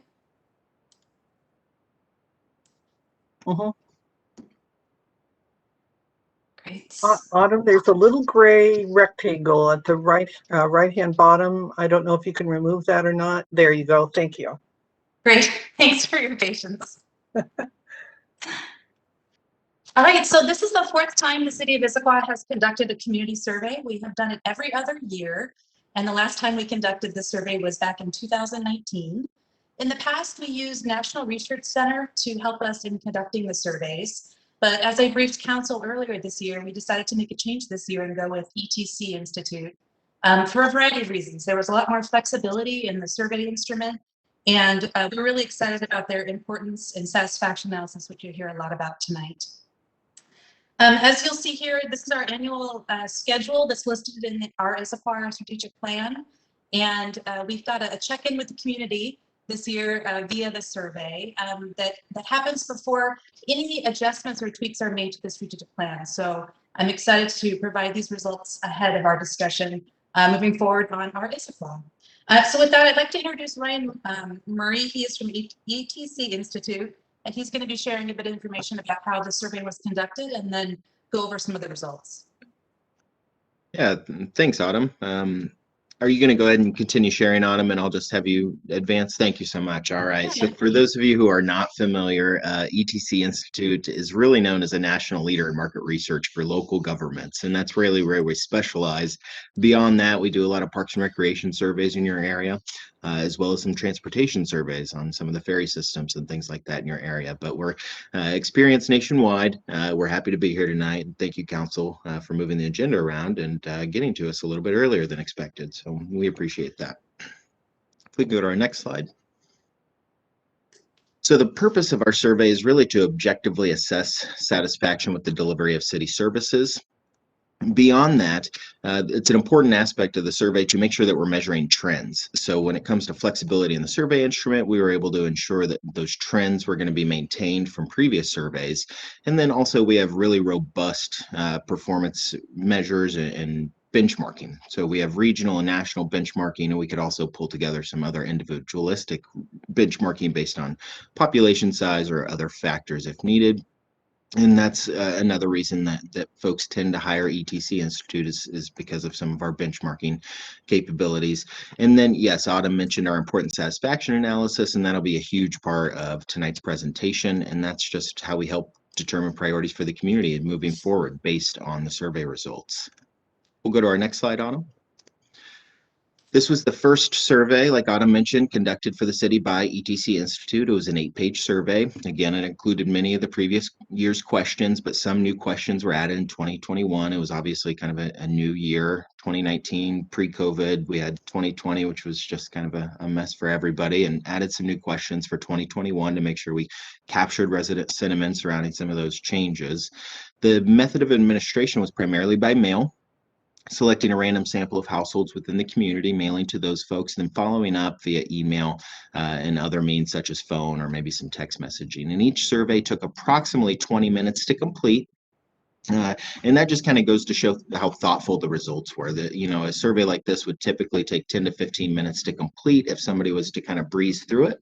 But when we got in there and looked at some of the details, we noticed it took about 20 minutes for most respondents to complete the survey, which just means that they were thoughtful in completing those responses.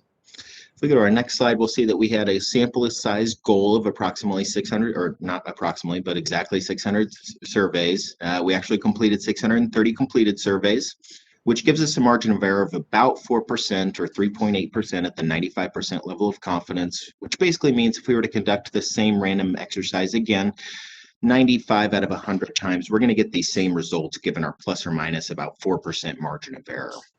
We also offered the survey to all residents in an open public forum or public format online. Only about 45 folks took that survey. The results are predominantly from residents who are over 65, more female than we would otherwise have expected. About 52% of your population is female. We had about 60% of those 45 responses come in from female respondents. Primarily white, about 91% of those respondents were white. So it's just not entirely representative of the community, but still a good anecdotal piece of evidence to look towards maybe in the future if you're looking to maybe answer some other questions.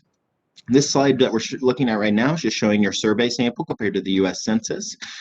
We can see here that we're close to or within our margin of error on a number of these age categories, and these are U.S. Census number breakdowns compared to your survey results. And if we go to our next slide, we'll look at the race ethnicity section. And as you can see there, we're right on the money on all of those items. Obviously other is not a particular U.S. Census designation, but some folks did select other and then had the opportunity to write in those responses. Beyond tracking those demographics, we also track the geographic distribution of responses. We don't want any one area of the community to really overwhelm our responses. And if we see that happening, then we definitely start some following up with residents within some of these other districts. And as you'll see here, these are, I believe, census block groups. It could be city council districts, but I'm pretty sure they're census block groups here. And those are those boundaries. So we'll be focusing on not only the age, race, ethnicity, gender of respondents as they pour into our database, but also the geographic location, just to make sure that we have good representation from throughout the community where we're looking at the aggregated results. If we go to our next slide, we'll see the bottom line up front. I always like to preface with kind of just a general summary. And the summary here is that folks are really satisfied with the quality of life in Issaquah. And we'll talk about some of my grade card items, some of the items that I look at first when I get a new data set. Over 90%, in fact, 95% of residents gave excellent or good ratings as the city is a place to live, as their neighborhood is an excellent or good place to live, and rated the overall quality of life in your city as excellent or good. So overall, we're doing very well. Beyond that, when we look at some of those comparative advantages, we're seeing that satisfaction is much higher in your community than in other communities. And that's really most notably assessed when we look at your regional averages and the fact that almost 90% of the areas that we were able to assess, 43 out of the 49 areas, you rated above that Northwest average. For the other items, those national average items, you rated above 40 out of the 49 areas we were able to assess. So not only were folks really satisfied with Issaquah, just generally, satisfaction in your community is much higher than we see in other communities nationwide. With that said, if we move on to our next slide, there are priorities for improvement, and this comes directly from our important satisfaction analysis. So there were a number of items that were deemed high priorities, and we'll kind of go through what that means and what that looks like later on in the presentation here. But here are some of the major priorities for improvement. We call these priorities for improvement, but sometimes they're just priorities to make sure that you're communicating better with your community about what you're doing to maybe tackle or combat some of these issues, or maybe even just how you're addressing or looking forward to planning for some of these issues. And we'll talk about that when we kind of get to that important satisfaction analysis section. If we we'll go forward 2 slides here. Autumn, this is our perceptions. As I already mentioned, residents have a really positive perception of your community. And I've pointed out the 4 items that I really look for as soon as I get a data set. And that's your community is a place to live. If you have it in your survey, it's your neighborhood is a place to live, getting a little bit more localized there. The overall quality of life and the community is a place to raise children. Depending on the demographics of a community, I might be more concerned about as a place to retire or something like that. But for your community, if you look here, these are those items that received over 95 or near 95% of excellent or good ratings when you combine those. As we look towards the bottom of this list, Issaquah is a place to open a business and as a place to find a job. We see lower than some of the other items in the terms of those excellent and good responses, but we see high levels of neutral responses. And just to touch on that a little bit, most of all the slides that we're going to show tonight, the blue items are those excellent, good, very satisfied ratings, the positive sentiment ratings. Anything in pink or in red is typically going to be our below average, poor, dissatisfied, very dissatisfied type ratings. And anything in that neutral category, we really categorize as a passing grade or an okay rating. You haven't made a negative impact to my perception of this particular option, but at the same time, I don't have a positive perception. There's just kind of been just you're doing all right sort of grade. So a lot of those folks in that Issaquah is a place to open a business, 44% have probably really never looked into it, have never heard too much bad about it. But still felt that they had an opinion or a perception on that particular item, and same as a place to find a job. And we'll move on to our next slide. This is question 27, the residents' level of agreement with statements regarding their neighborhood. As you can see at the top there, my neighborhood is a great place to live. We had a lot of folks giving strongly agree ratings to that particular item, and high levels of agreement throughout here. And down at the bottom here, we see lower than the rest of the levels of strongly agree and agree ratings. But that is I mostly communicate with my neighbors online. So it's actually great that we're seeing disagree and strongly disagree ratings with that, meaning folks are actually communicating face to face, and we don't have a lot of folks communicating with neighbors just primarily online. So that's actually something towards the bottom there that might catch your eye. That's actually a relatively good rating. And if we could go on to our next slide here. Resident satisfaction with the quality of services. So this is kind of our litany of major satisfaction services or major services that the city delivers.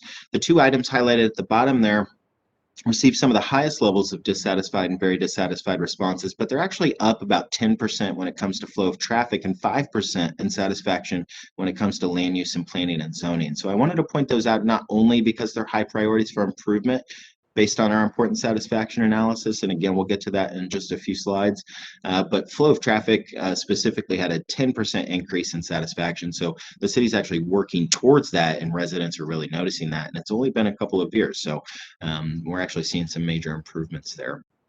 If we go to our next slide, we not only collect the location of respondents, but we aggregate those responses based on those census block groups and then shade those areas to give the city a better idea of general sentiments in each one of these areas. And a couple of these first slides are just our perception items, but again, some of those grade card items. And I wanted to the council and other folks that are online tonight to see just how how broad this overall sentiment of excellent or good when rating the overall quality of life in Issaquah really is. And as you can see here, only one aspect or one area of the community gave anything other than an excellent average rating. So we're actually doing very well there, equitably serving residents in all areas of the community as a place to live, doing even better than we were in the previous slide. And this third map here, rating your neighborhood as a place to live, nearly every resident, 9.5 out of 10 residents would say that they have either an excellent or good neighborhood to live in, which is just a really good kind of something to hold on to as you move forward into your next survey. If we go to our next slide, this is actually some more practical uses of the maps. So the previous slide showed you just how well you're serving residents. These next two slides are really related directly to those high priorities for improvement.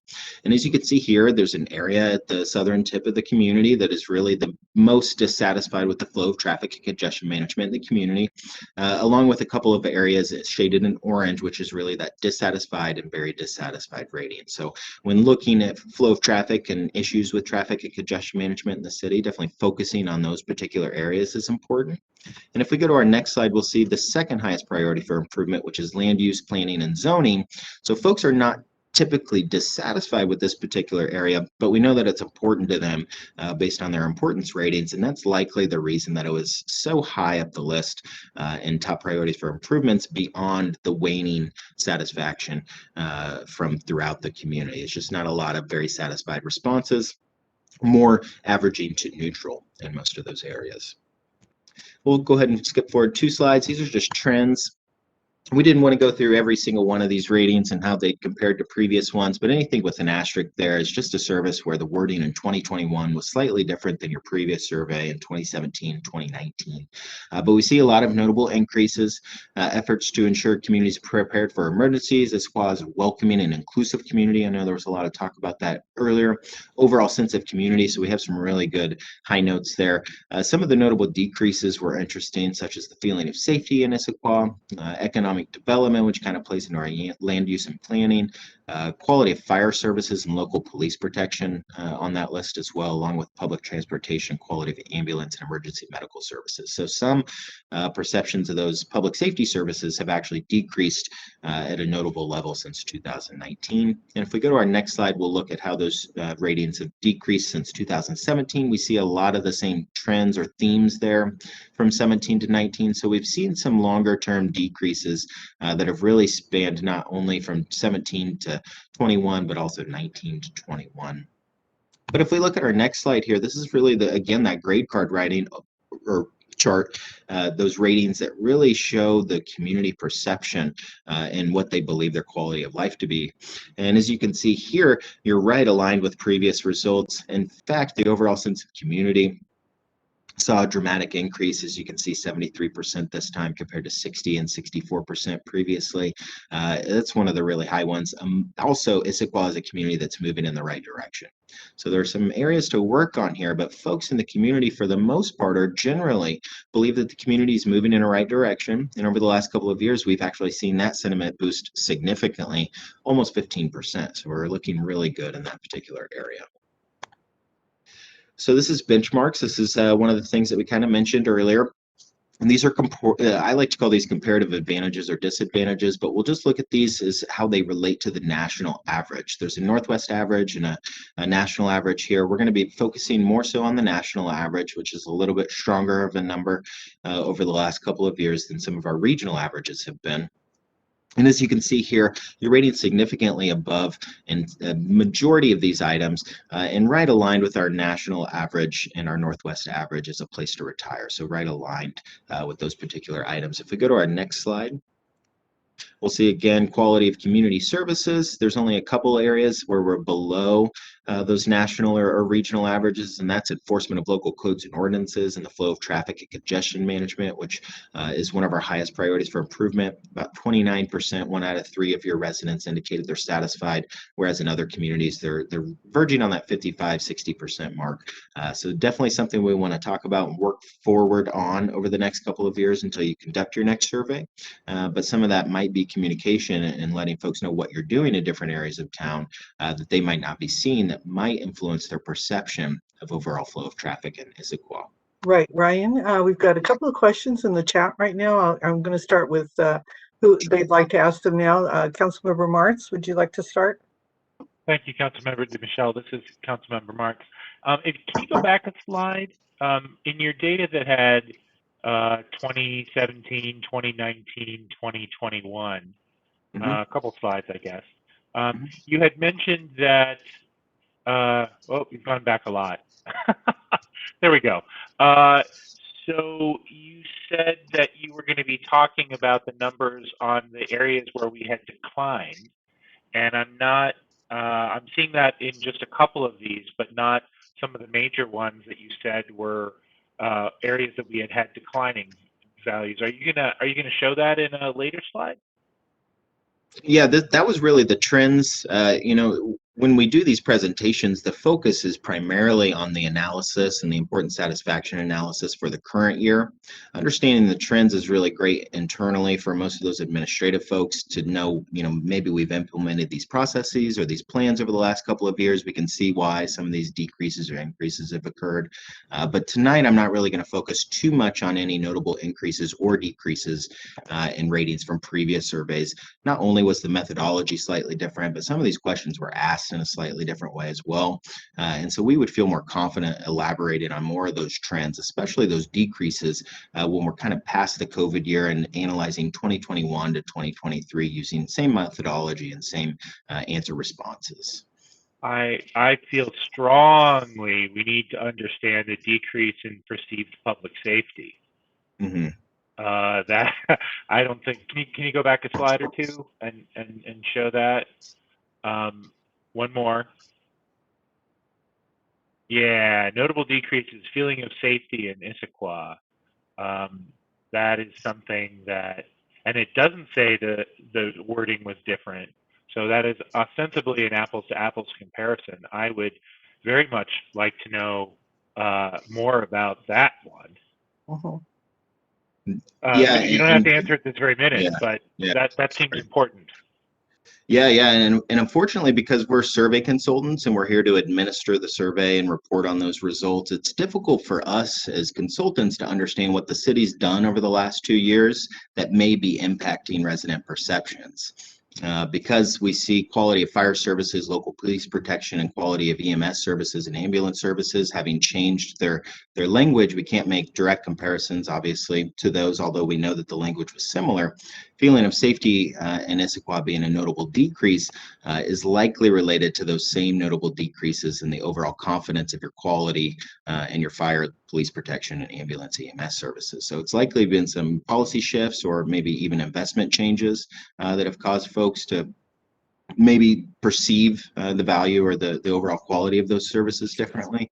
But again, without having lived in Issaquah for the last couple of years or known what the city council has been up to policy-wise over the last few years, it'd be difficult for me to kind of understand and then elaborate on why I believe the feeling of safety ratings have decreased. All right, but if we can pat ourselves on the back on how much more of a welcoming community it is in the sense of community, and we can show the quantitative improvement in those characteristics, even though they're identified as having changed over the last 4 years, we can certainly quantify and understand the feeling of safety. And if we're not prepared to talk about it this evening, I would like to ask the administration talk about it at the earliest opportunity after this.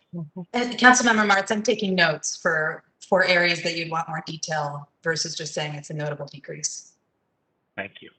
Yeah, and Autumn, another note on that is that all of these decreases are fully detailed in the report.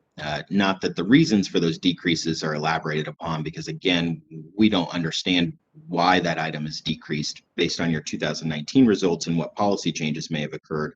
But those decreases are definitely detailed within the report itself. Okay. Let me ask real quickly if there are any other questions, because I do have a question on this slide as well. And I'm not seeing it. Public transportation services, that's a notable decrease. Well, in 2020, we lost about 80% of our public transportation due to COVID. And so, again, it's a little difficult to know what to think of that, because there was an absolute decrease in the availability of public transportation in Issaquah. So I just wanted to point that out, that 2021 has been a very unusual time for some of the services that people were using quite heavily prior to that. So I guess that was a statement more than a question. Sorry. Thank you, council member. I mean, that's an excellent point. Those are items that, ETC Institute just doesn't know about. We don't know whether or not your community discontinued public transportation services, while some of our other clients we know continued their public transportation services, especially those communities with rail or light rail service. We know those services were continuing on, especially some of our clients maybe in Texas. But definitely for those public service items, I imagine if you talk to administrative staff, and especially those fire service folks or local police protection folks in your community, they might be able to provide some insight as to why they believe the perceptions of those services have decreased overall in the last couple of years. Okay. I'm not seeing any more questions, so let's proceed with the presentation. Great. So I think we were to the next slide, I think, Autumn. Yep, leadership and services in the community. So as we see here, a couple of significant increases or significantly higher ratings than the national average for the timeliness and the quality of local government services. And then how well your community is managing and developing growth is one of those items towards the bottom of this list that received significantly lower ratings than our national average. Likely one of those items that's in play along with one of your top priorities for improvement, which was that how well Issaquah is planning for future growth. We'll go to our next slide. It's police services in the community. Overall feeling of safety in your community is actually seen slightly higher than the national average, and that's why we don't take too much into consideration when we talk about trends, because really we believe that the comparative data is actually more powerful than the trend data, and there could be different environmental factors as to why there's maybe a decrease in a particular rating, but your overall feeling of safety in the community is significantly higher than our Northwest regional average and our national average, which tells us that general sentiment is high. And it'd be difficult to get 95% of folks to also agree to that particular item, especially if there's any conversation about limiting or reducing police funding or anything like that in the community. But at the same time, we're seeing 80% of respondents significantly above both the Northwest and national average for the overall quality of your police protection. So again, a notable decrease in the levels of satisfaction from a previous survey, but also doing very well when we actually compare you to other communities who have actually administered surveys with ETC Institute with like methodology and wording. And then also how quickly police respond to emergencies. So we know that's definitely not an issue with that particular item. But then some of the areas where we might think that some of the impact to some of these other ratings is occurring is the visibility of police in commercial and retail areas, enforcement of your local traffic laws, and the overall city's efforts to prevent crime. While those are perception issues, because most folks aren't, 100% sure what the city's doing to prevent crime, those are some areas where you can communicate with residents as to what you're doing, how you're increasing police patrolling in commercial and retail areas, how you're enforcing local traffic laws, and what you're doing to prevent crime in the community, which could have a dramatic impact on the perception items in 2023 when you do the survey again. We'll go to our next slide, fire and emergency medical services, another area where you saw a decrease or a notable decrease in satisfaction over the last couple of years. How quickly fire services respond to emergencies, well above the national average with that particular rating. Same with how quickly ambulance EMS services respond, the quality of those ambulance EMS services, and then fire education programs here in the community, significantly lower than the national average, but that's always a difficult particular item just because not a lot of folks are aware of all the fire education programs that are out there in community. So we have a lot of neutral responses to that question typically. We'll go to our next one, your community utilities, sewer, drinking water, storm drainage, everything looking very good here, significantly above our national and regional averages for all three of those particular items. Go to our maintenance services. Condition of street signs and traffic signals, snow removal on city streets, which was actually, folks saw an increase in satisfaction with that particular item, still doing very well, especially compared to our Northwest and national averages. And then anything, on this list is significantly above the national average with the exception of adequacy of street lighting in your community, which is about 2/3 satisfied, which is right along with all of our averages and actually significantly better than some of the high performing communities that I've seen here locally over the last couple months. Parks and recreation facilities and amenities. As I was looking through your results, there was quite the trend that your residents really enjoy parks and recreation amenities, and it shows when they give their ratings here. 84% quality of outdoor athletic fields. That's a tough one. That's a tough one not only to get good ratings on, but for the city to accurately and appropriately manage those resources. That's a really difficult one. Walking and biking trails in the community, not only does it appear that there's enough of them, but folks think that you're maintaining them well based on the such high rating. That would be my perception. Fitness opportunities doing very, very well there as well. Same with ease of registering, which is always kind of a difficult item because we know we do a lot of parks and recreation work. We know there's not a lot of firms that provide parks and recreation registration software, and that could be a really difficult item to overcome here. If we go to our next slide, we'll talk about our priorities for investment. So we ask respondents to not only indicate their overall level of satisfaction with a particular item, but also the importance of that item. Over the years, we determined that folks would either understate or overstate their levels of satisfaction. And so we began asking folks to indicate which items were most important. So not only did we want to know how satisfied or how excellent a given service was, but we wanted to know which ones are most important to them. As you can see, the top two most important items on this list are flow of traffic and congestion management and land use planning and zoning. And those were the two items that received the lowest levels of satisfaction in one of those first slides that I showed. If we go to our next slide here, we'll see our important satisfaction ratings. So we combine the satisfaction and the importance ratings and determine whether or not items are basically a high priority for improvement. And we call them a high priority for improvement, but they should just be considered for improvements or for reinvestment in those services based not only on the low levels of satisfaction, but also on the high levels of importance. And what we found over the years that communities that focus on items that have low levels of satisfaction and high levels of importance, they actually increase their overall satisfaction ratings through the years. So focusing on those items towards the top of this list that are either shaded in pink or in red are actually going to give you the biggest bang for your buck moving forward with the overall quality of life or the overall quality of city services that are delivered. You'll notice in your report that this is formatted just slightly differently. The reason that I like to shade these a little bit differently for our presentation is to make sure that folks are really analyzing and reviewing these particular charts appropriately.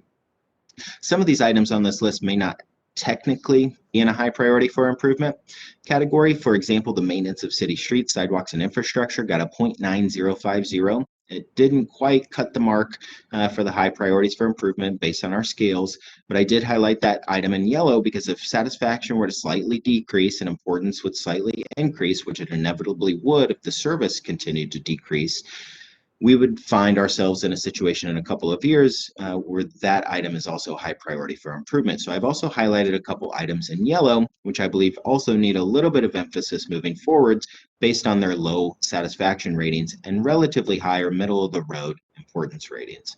Anything in green are those items where the city's performing relatively well. The overall importance of those items is not high enough to consider it being a high priority for improvement. And those are actually areas where you're doing very well in. So we would never say to take away funding or disinvest in any of those services, but continue to maintain the current level of service in all of those areas. If we go to our next slide, that was the major city services slide. We'll go to our next slide, which is just a little bit different way of looking at this. And these are all in your report, the tables and the matrices. This is just a different way of looking really at the same information on the previous chart. Stuff in the bottom right-hand corner is opportunities for improvements. Those are items where they rated lower than average levels of satisfaction, higher levels of importance, moving right to left. Items in the upper right-hand corner continue to emphasize those items. Those are items that are really important to folks, but received relatively high satisfaction ratings, comparatively speaking. And all those items to the left are significantly less important or less important than average. And some of those items you exceeded expectations, such as your fire and ambulance services, your trash and recycling services, and some of those items you didn't perform quite as well as maybe we would have assumed. You could have public transportation services, and maybe we have a reason for that particular one. Human services, public arts and arts programming, effectiveness of city communication with the public, and a couple of other items in that particular area. So that's really how that chart is analyzed. Those are all in your report. If we go to our next slide, I much prefer presenting the tables. They're just a little bit easier to digest since it's a nice, neat row of 1 to 10 on this particular chart. But this is our mobility ratings. And Ryan, just to quickly interrupt, the next slides are all, these topics are all aligned to our strategic plan goals. So just wanted to mention that as we start off with mobility.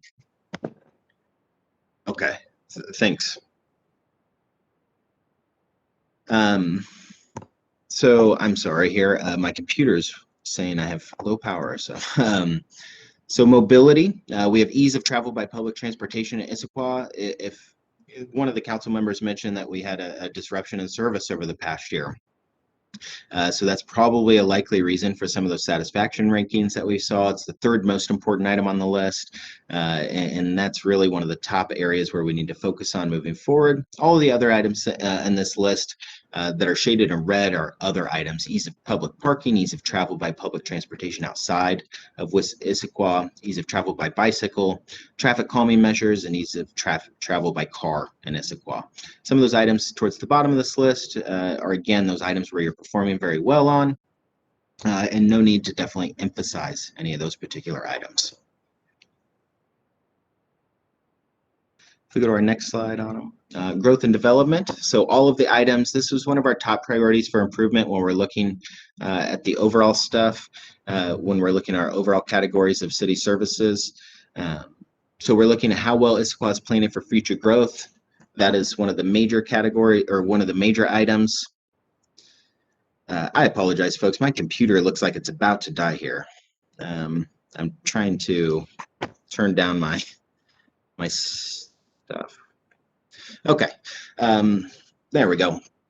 So quality of new development in Issaquah, again, lower than average satisfaction ratings. Over half of residents, or about half of residents, indicated that it was one of the most important items to emphasize. Same with affordable quality housing. So when we look at our top priority for improvement being growth and development in the community, these are really the more detailed items that we should be focusing on moving forward. And although enforcement of local codes and ordinances wasn't a top priority for improvement, according to this rating scale, again, it was one of those items that we definitely need to be on the lookout for.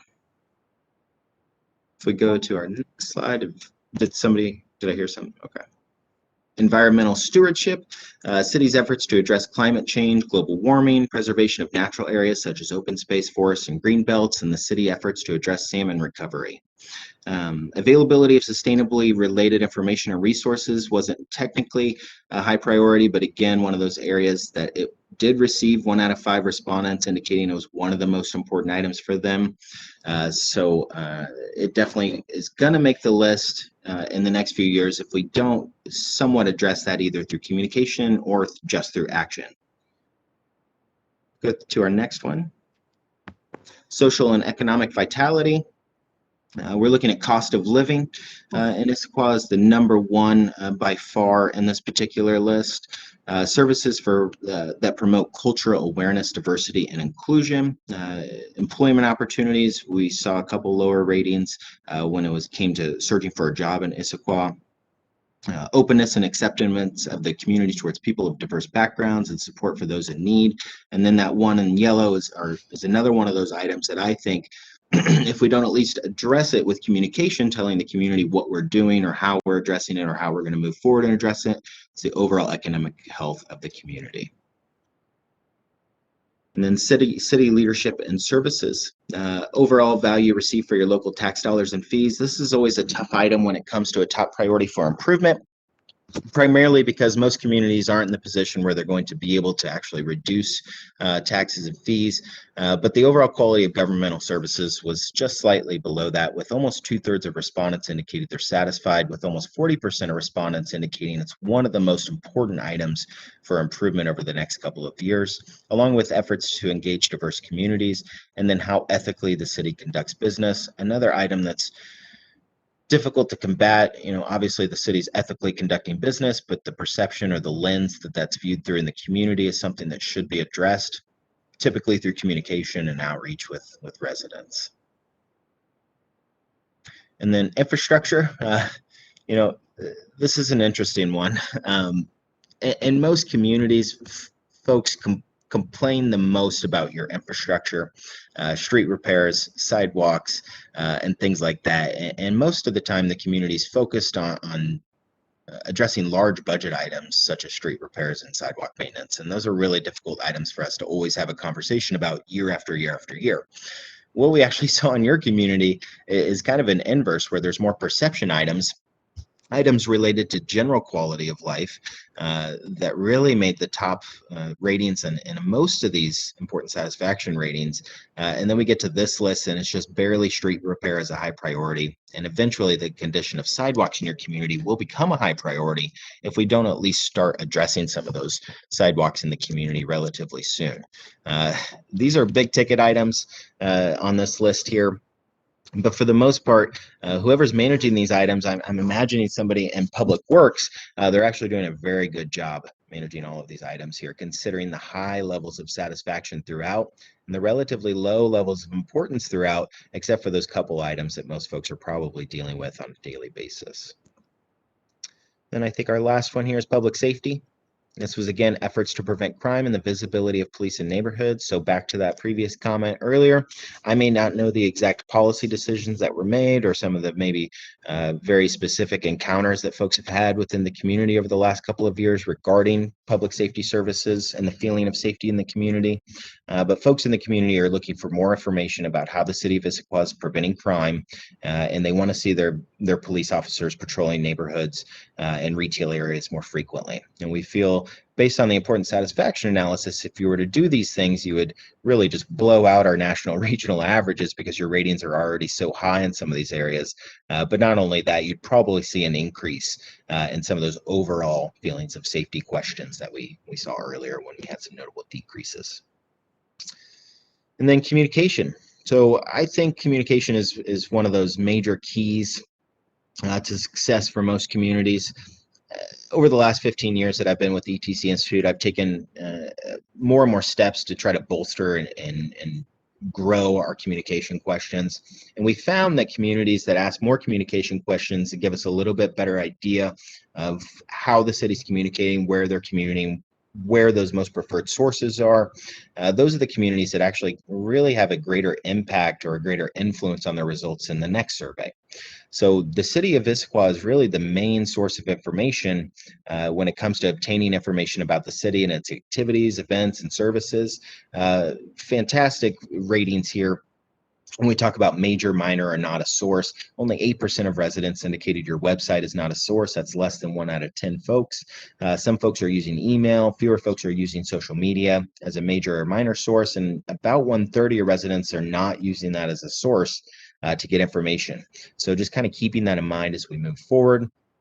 Word of mouth is one of those big ones. Earlier, I mentioned the particular rating where we talked about folks not agreeing that their primary communication with neighbors is online, but by word of mouth. And so we're seeing a large portion of your community indicate they're getting their information about the city via word of mouth. And we're just hoping that the city is communicating well enough in some of these other communication means that folks are taking that information and accurately giving it to their neighbors when they're talking with those folks. Local government. Ryan? Yeah, please. Oh, yes, Deputy Council President Ray has a question. Yeah, please. Thank you, Councilmember DiMichele. Chris Ray.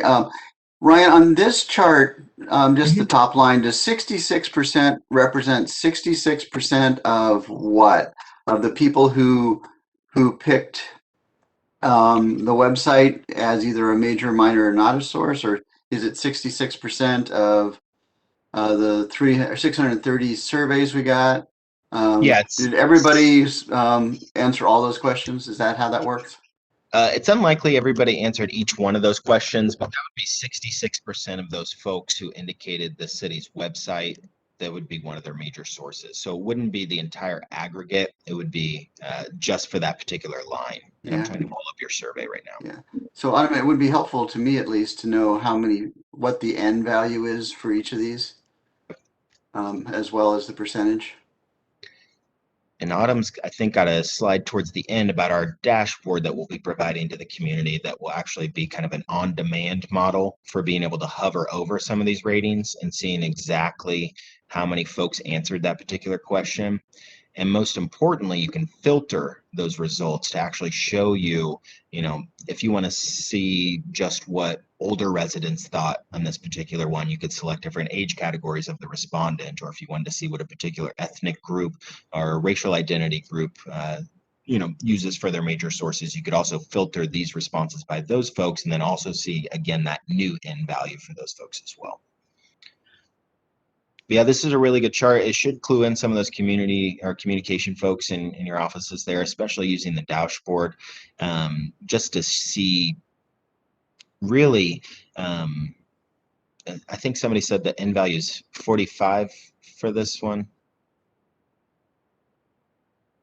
I'm not exactly sure that's correct without having that data right in front of me here, but I would assume that there's significantly more respondents who answered that question than 45.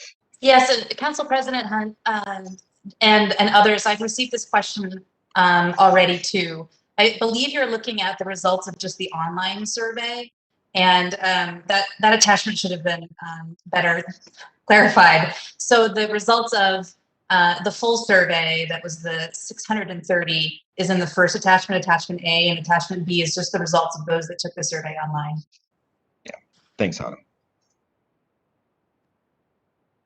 So definitely focusing on the most used or most major source type responses. And again, looking at those results based on some of those demographic variables will help the communication folks really promote outreach and communication to residents where it's most needed when you start to get into some of those cross tabulations in the dashboard and really getting into and diving into the data.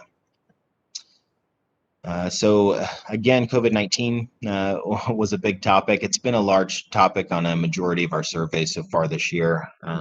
We're hoping that, we're all going to kind of get out of this maybe by the end of the year, and 2022 will look a little bit different, and hopefully we won't be having to devote resources to these types of questions.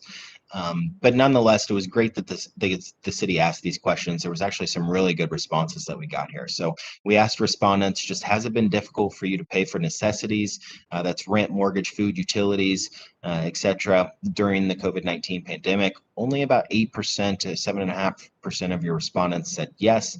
Again, extrapolating that to the entire community.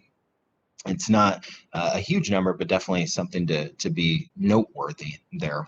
And after the pandemic, do you plan to continue working from home at least one day a week? This is actually a really great question. Whoever thought of this, kudos to that person thinking ahead. You're going to have almost 80% of your full-time workers, or at least those employed in the community, working from home at least one day a week from here on out. So this was just a really great question. I didn't consider that it'd be such a high number of respondents that would say yes, but again, almost 8 out of 10 respondents indicated they're going to continue to work from home after the pandemic at least one day a week, which is definitely going to have an impact on some of those street repairs, sidewalk services, as well as some of your traffic flow issues within the community. And if you work from home, what amenity is most crucial?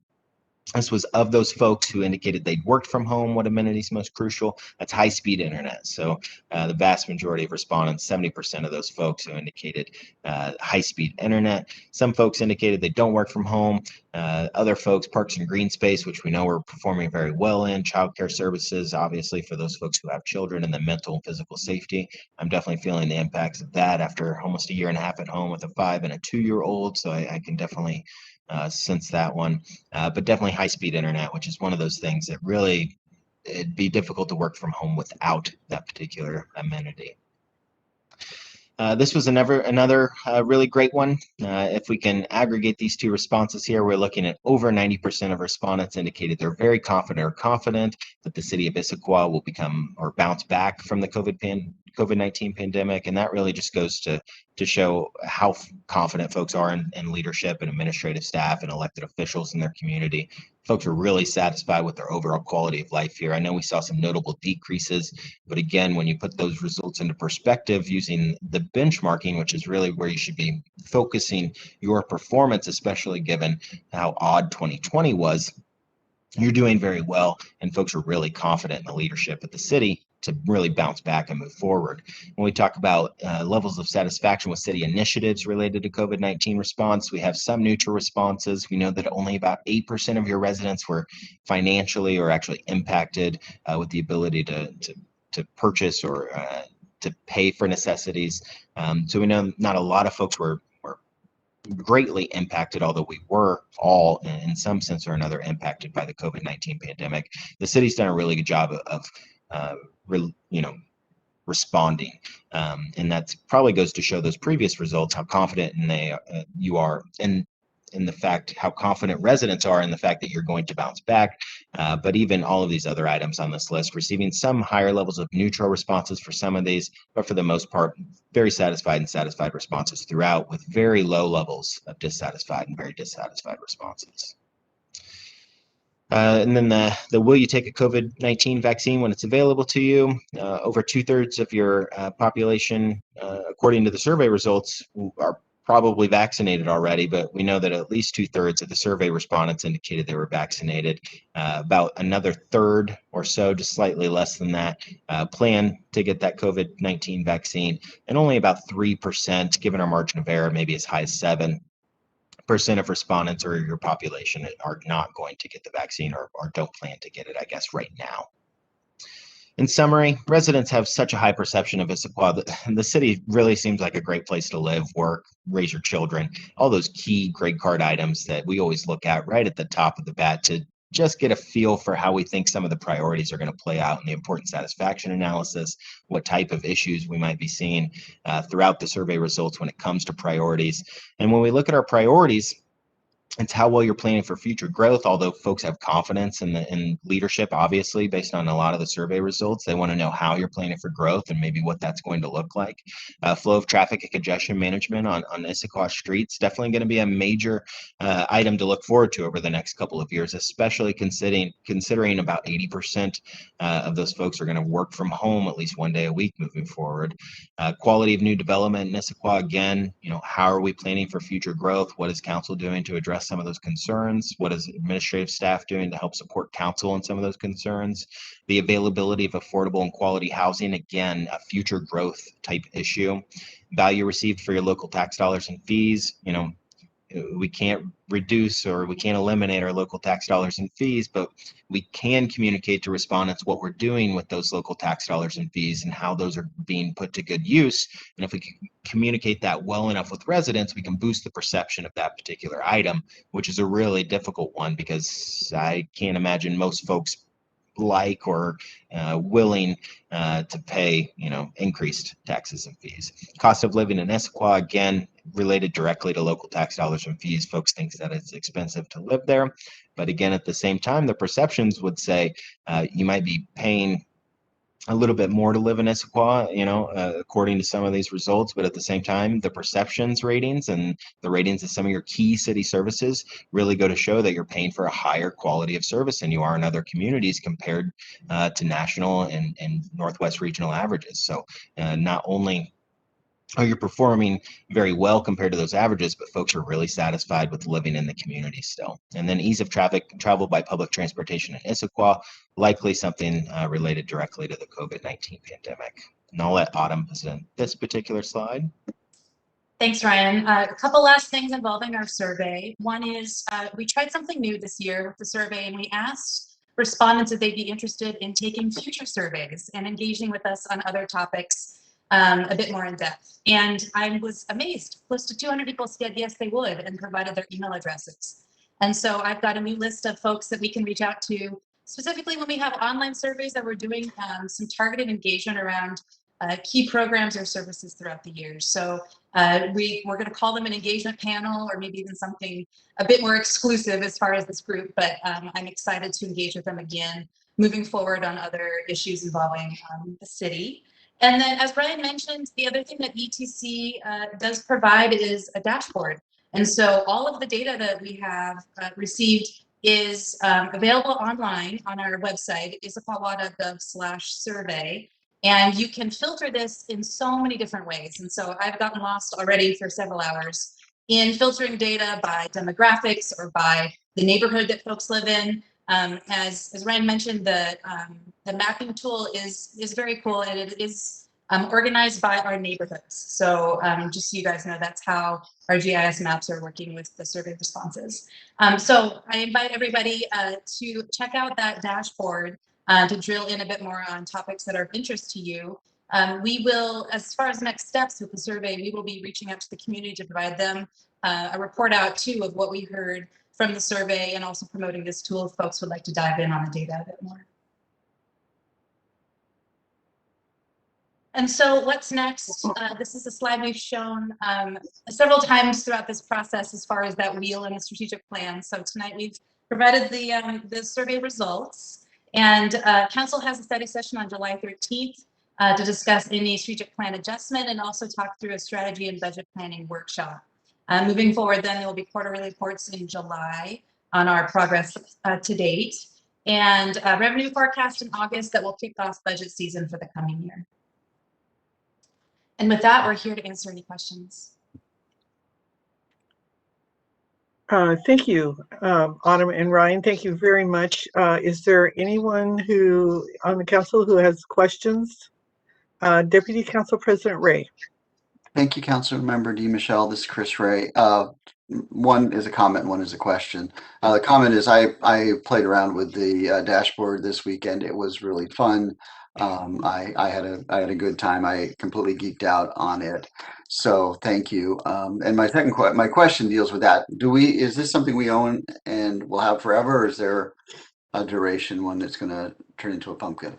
Yeah, it's based in Power BI. So unfortunately, we're at the will of Microsoft. We don't foresee Microsoft doing away with this relatively new application that they've created. We have some plans to try to integrate this into another system if that does occur. But yeah, no, we're not going to delete this information or just take it off or anything like that. It's going to be made available to the city for the future and into the future. So as long as we make it available, it will remain available. Great, thank you. Right. Are there any more questions from the council? I'm not seeing any. Clerk Geezer, do we have anyone who wants to make public comment on this topic? Yes, I see that we do.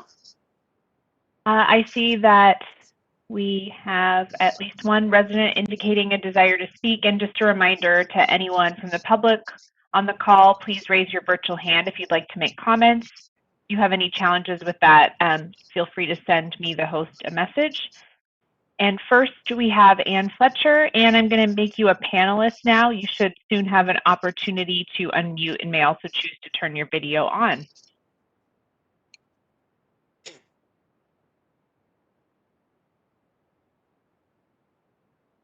Hi, I'm Ann Fletcher. I'm a resident of the city of Issaquah, and am with a group called People for Climate Action. And I just wanted to say I appreciate the chance for input about the strategic plan. It's a really important document, and many things have happened since the strategic plan was developed a number of years back.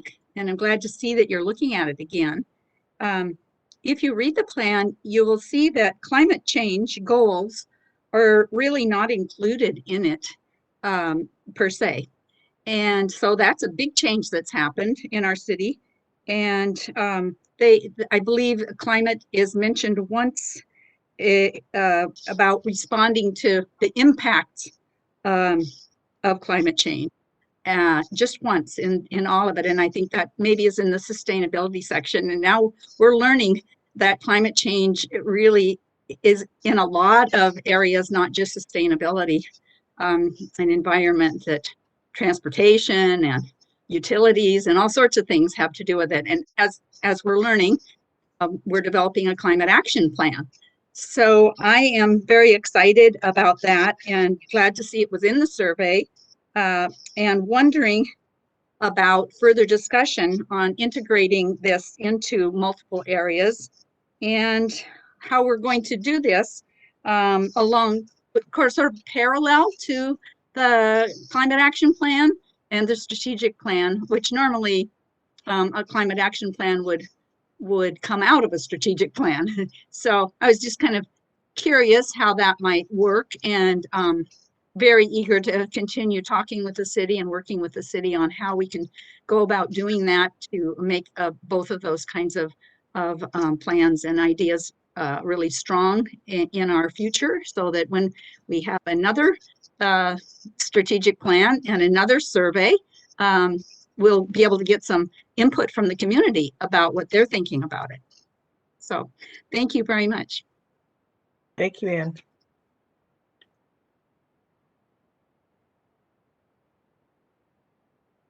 We have one other individual who would like to make comments. Just a moment here. Lamaitha, I'm going to go ahead and move you up as a panelist now. In just a moment, you should have an opportunity to unmute and may also turn your video on.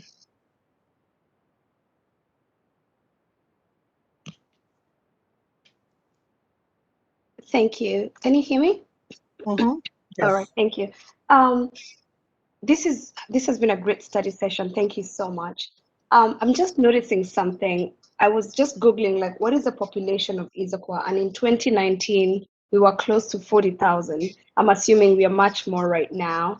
And given this community survey reached 630 people, and the SRO survey reached about 265 community members, and I'm wondering whether we are really hearing from as many residents as possible. And maybe, basically the question I'm saying here is maybe there's an opportunity for us to really think about how to engage with more community members, so that we hear from more people. Even though, of course, I love the results from the survey and probably agree with most, if not everything that has been said.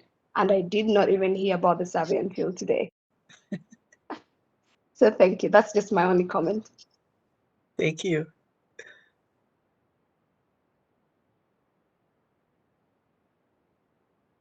And I don't see that anyone else is indicating a desire to speak. Thanks. Thank you. Council President Hunt, did we receive any emails on this topic?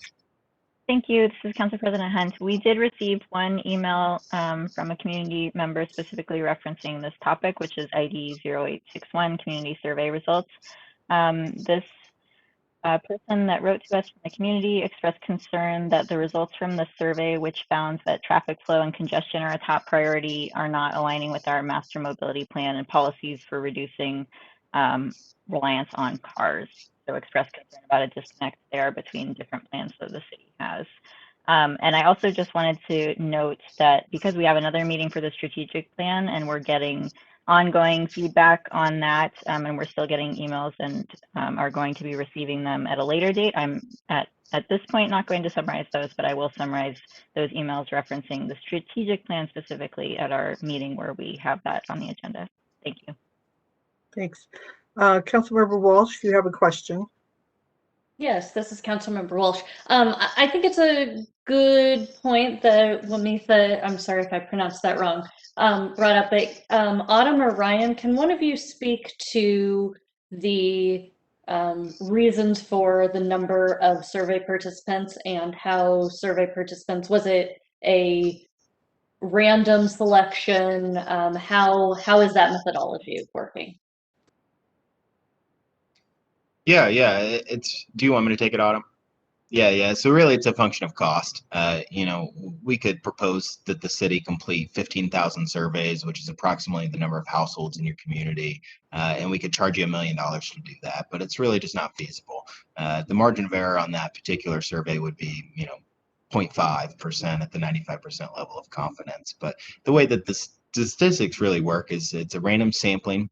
So basically all residential addresses are collected based on a USPS master list. Based on that, each address is, in layman's term, it's assigned a random number. And then a number random generator tells us which numbers to select. So to complete 600 surveys, we typically mail out to about 3,000 residents or 3,000 households. And so we would randomly select from all 15,000 addresses, 3,000 to mail to, in the hopes that we got our 20% response rate, which was just slightly over that, even given the follow-ups. And based on that, it's like I said, really a function of cost. We'd always love to knock on every door and have every person complete a survey and complete all those refused response rates. But that's really just not feasible for most community budgets. So we've, for the last 35 years, really developed this ability to provide statistically valid information, given a margin of error at a certain confidence level. It's not the 99% confidence level by any means, but it's very high, meaning again, 95 out of 100 times the same exercise selecting 3,000 different residents would still give us the same results given our plus or minus 3.8%. So given all that information, yes, it'd be great to have many more people participate in the process, and that's why we open it up to the general public. And as Autumn mentioned earlier, only 45 respondents responded to that particular survey when we opened it up to the public. So it is grueling work at times. So that is another thing to consider, another factor to consider. While all of you probably would happily fill out your survey and send it back to us, it does take multiple follow-up attempts for some groups. It does take emails and phone calls and text messaging and second mailing sometimes in some communities. And so again, it's really, we use the statistics to make sure that the results are valid and reliable, that the Census Bureau numbers match the representativeness of the sample that we collected or the universe of the sample. And then we also let everybody know that there is a margin of error and a level of confidence to the results. Can I ask a further question on that, Councilmember DiMichele? Yes, go ahead. Okay. So speaking further on this, if you're sending a survey out to 3,000 residents, first of all, is that a sampling across our diversity, and it's meant to select for people of different neighborhoods and diversity and demographics, I assume. But then do we know what the respondent percentage is compared? So are we getting more people that are higher income and able to respond? Yes, always. So the sample always begins to come back early, heavily white, heavily high income. If we ask a college or an education question, usually those folks at least have a high school or college diploma. And then that's where the follow-ups begin. So when we purchase our list from our list brokerage group, it's not always 100% accurate, but we purchase as much demographic information as we possibly can. We use that information to help us concentrate follow-ups with areas of the sample that aren't really aligned with census numbers. So we're tracking the age, race, ethnicity, gender of those respondents as they come in. And then we'll go through our sample and say, you know, this person hasn't returned their mailed survey. We think that they might be African American, or maybe they're Asian or Pacific Islander. So we're going to follow up with that person. It's not that we'll only focus on those folks. For the first few follow-up attempts, everybody that's not completed their survey is followed up with. But when we get into those fourth and fifth attempts, we're only following up primarily with the demographics that we're missing from the universe of our sample, because otherwise the city is going to hear a lot of complaints about ETC as to badgering residents in the community. So the science behind this suggests that if you randomly select 3,000 households, they should be evenly distributed across the community's population centers. Not only that, they should theoretically be evenly distributed across your race and ethnicity types, as well as your age and gender types. And then the results should flow back to our firm via the U.S. Postal Service that way. We all know humans are human. Some humans don't want to take their survey. Some humans throw away the survey. Some humans throw away the survey even though they wanted to take the survey. So that's why we do the robust follow-up attempts to make sure that everybody's had an opportunity to respond who was selected for the sample. Usually that means 4 follow-up attempts at max for most folks. And then we'll take a look another time at that sample. If it's not representing the universe of the sample, we're going to focus follow-up attempts on areas of the community where maybe responses didn't come back geographically, or again, those demographic breakdowns. Typically, it's trying to reach out to younger folks in most communities, honestly. And that's why we've implemented text messaging over the last couple of years. Is actually we're able to really increase our 18 to 35 age range dramatically with just a few text message follow-ups with folks. Thanks for the thorough answer. Appreciate Yeah, it. yeah, we could have this discussion all day. This is what I've done for 15 years. So we could talk about all the ins and outs. Councilmember Walsh, do you have any more questions? Okay, Councilmember Hall. Thank you, Councilmember DiMichele. This is Councilmember Hall. Just real quick, Ryan, fascinating. Thank you very much for guiding us through this. And I'm so glad to hear that you think so highly of Issaquah based off our results. There are plenty of places you can move, and we'd love to have you anytime. Yeah. I'm just curious if there's anything, based on your experience and your work in the industry, if there are any science to the fact that people are more likely to rate their own community or their own neighborhood as, satisfied or very satisfied, that we should take into account, or maybe if that was taken into account in formulas or the standard error or anything like that. Just curious. Yes.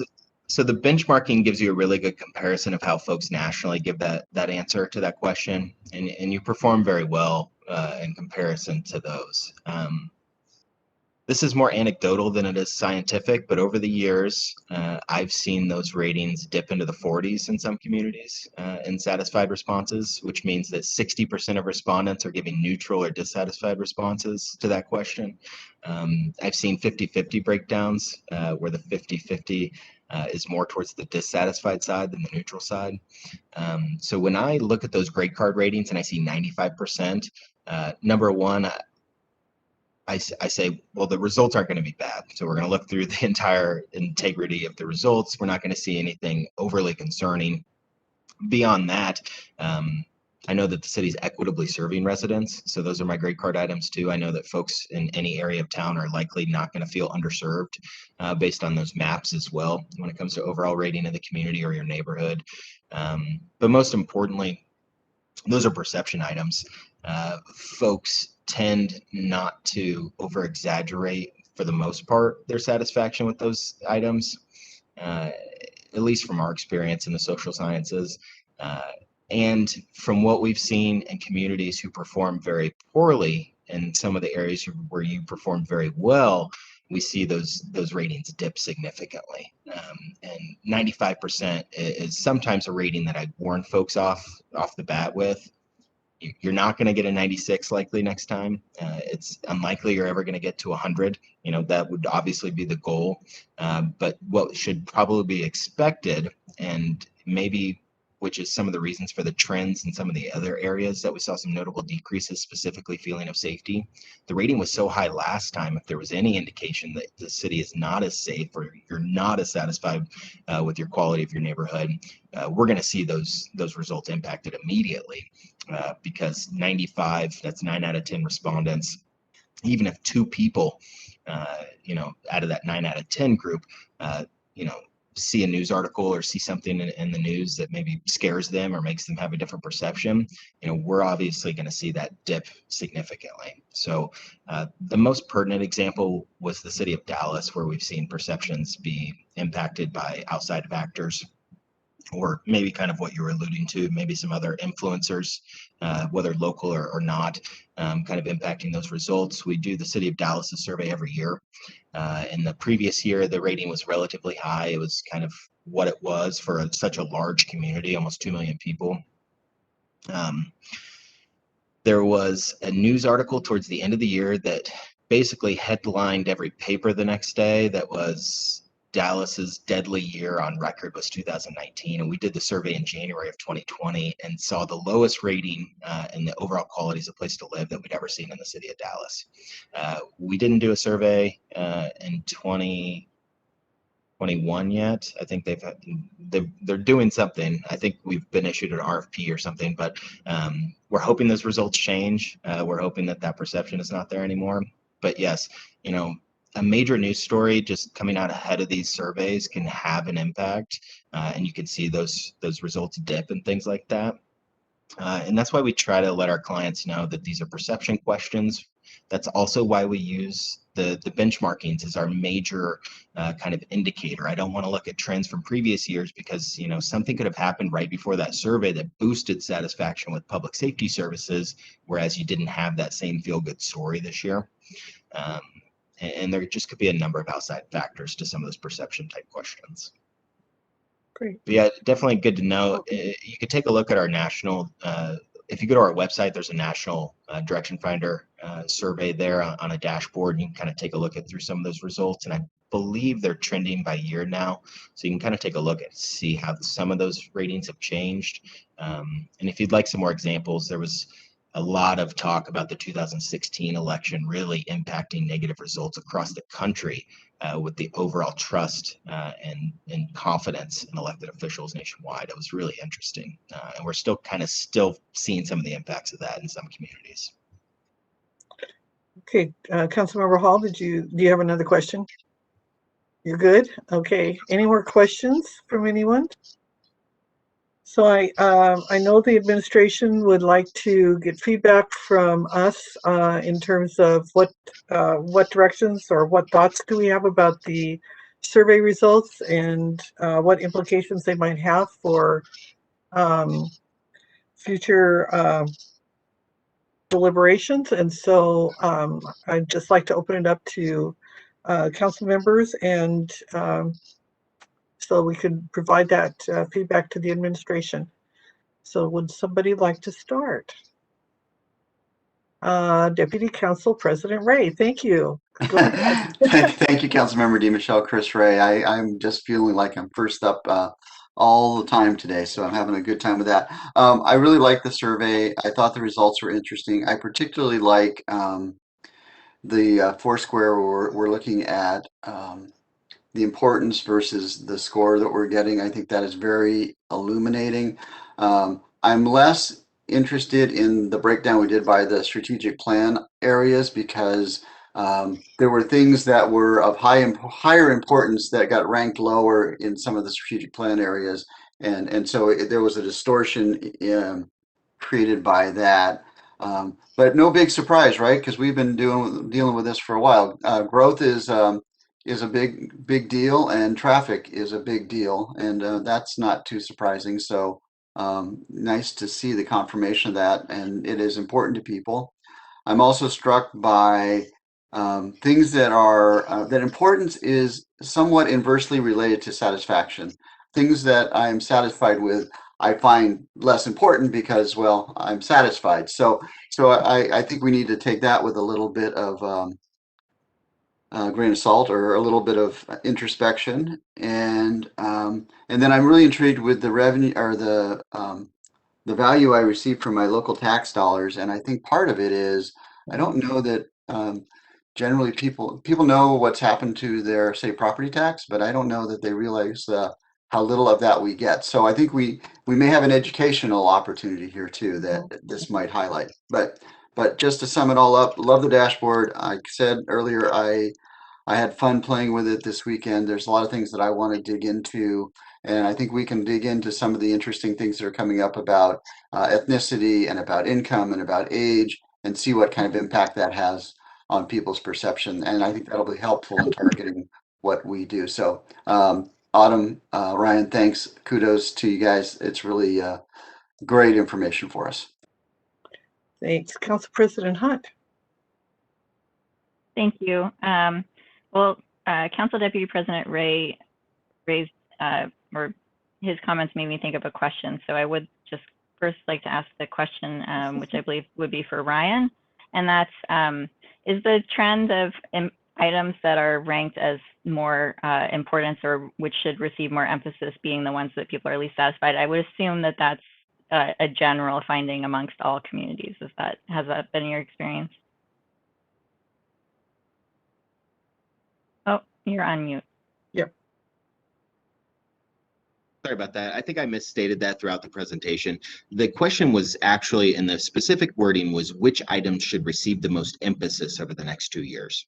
And we relate that to which items are most important over the next 2 years in our importance satisfaction analysis. So yes, given that language in your particular survey, and even when that language is not present, when we just ask which items are most important, it is often correlated that the items with lower levels of satisfaction receive higher levels of importance because they want the city or the community or whatever it is to emphasize those services moving forward. That's why the important satisfaction analysis works. There's lower satisfaction in those areas. They're more important. The city emphasizes, tackles a couple of those issues, portrays to the community via primary communication means what they've done. Satisfaction inherently increases in those areas. Importance will decrease in those areas over the next couple of years, and that item will not be a high priority for improvement moving forward.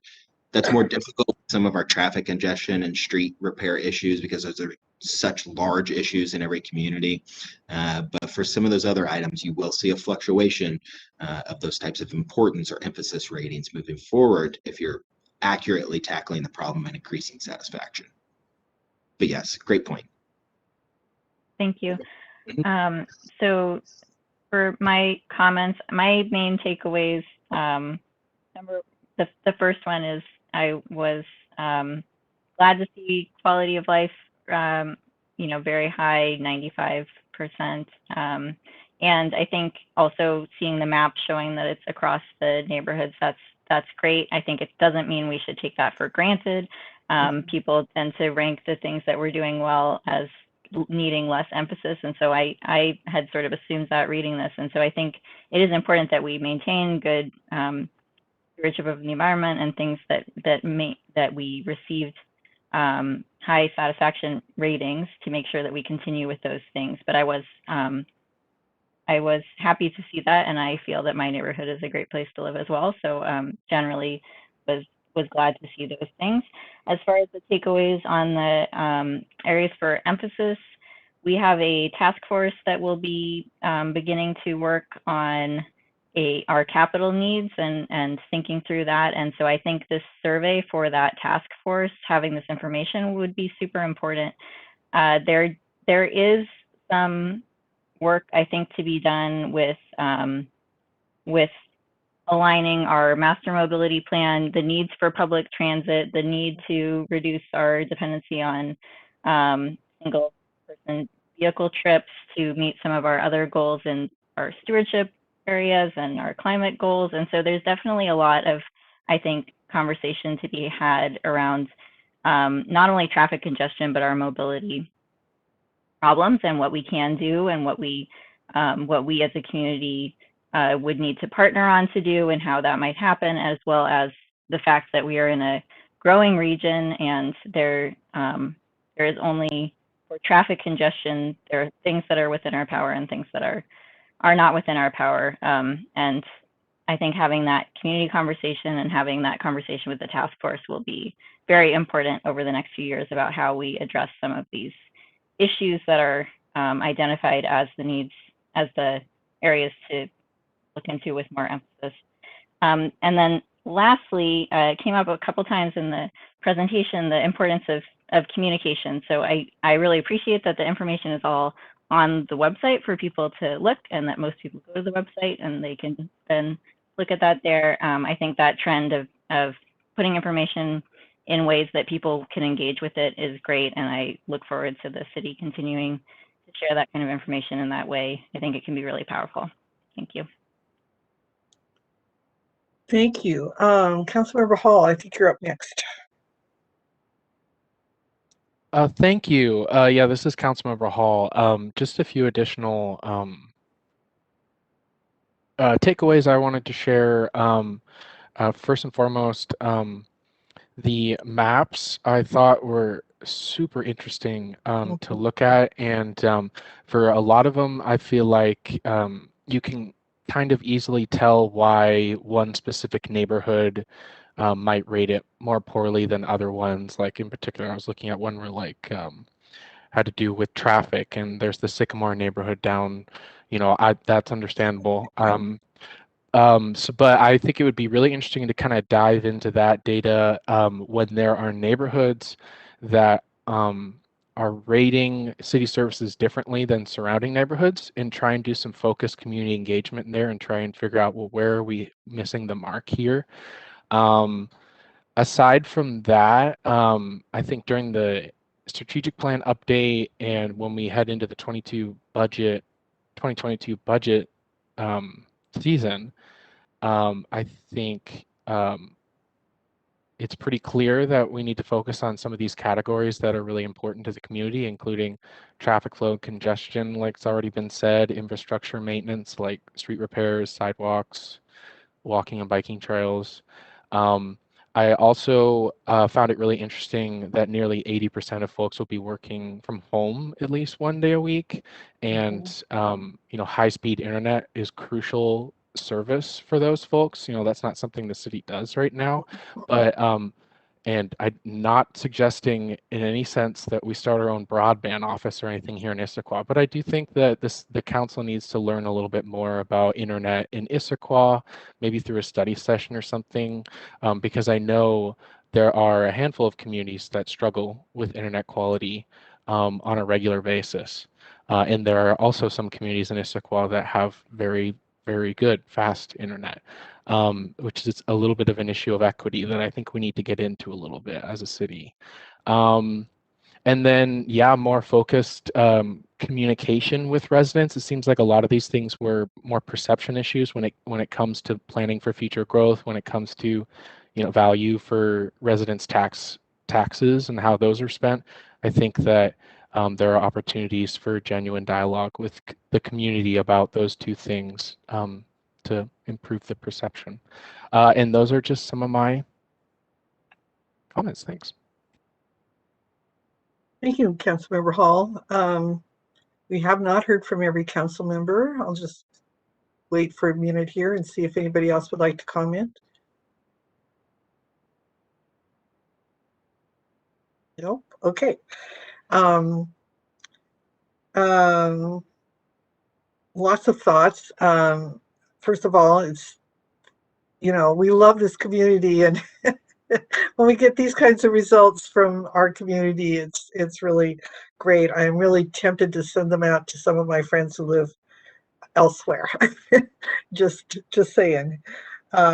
It's a great place to live, and it's reflected in those results.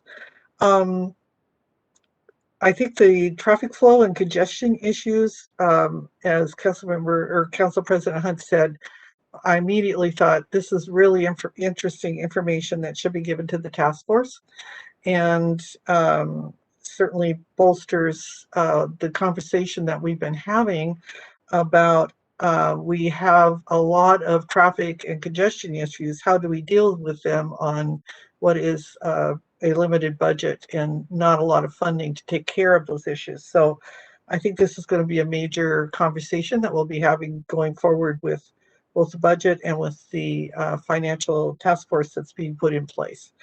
I too was interested in the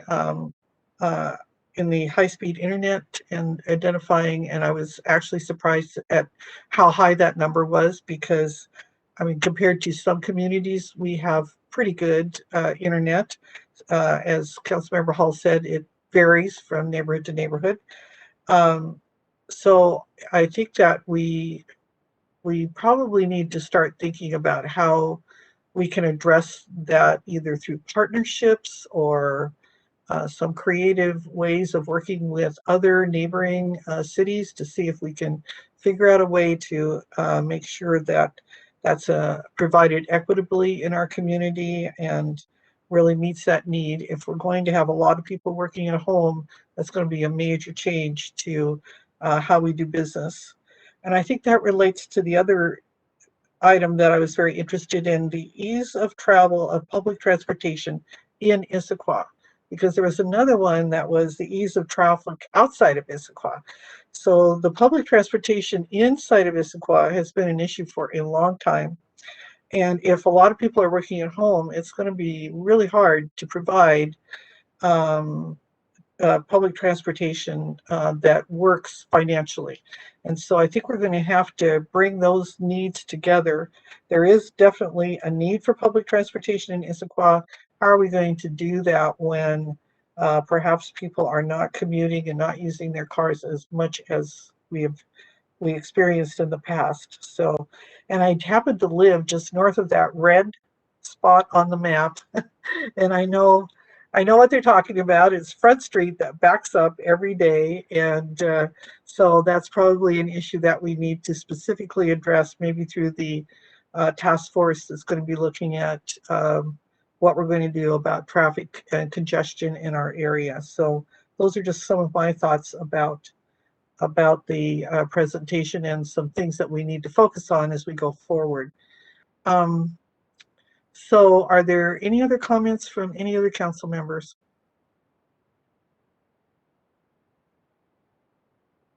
All right. I think what we heard from council is, I think several people said there are communications and education opportunities that are available to us to explain perhaps to the community a little bit better what we're doing, or to address some of the myths around what we're doing, and provide clarity for the community. Obviously, traffic and congestion is a top issue.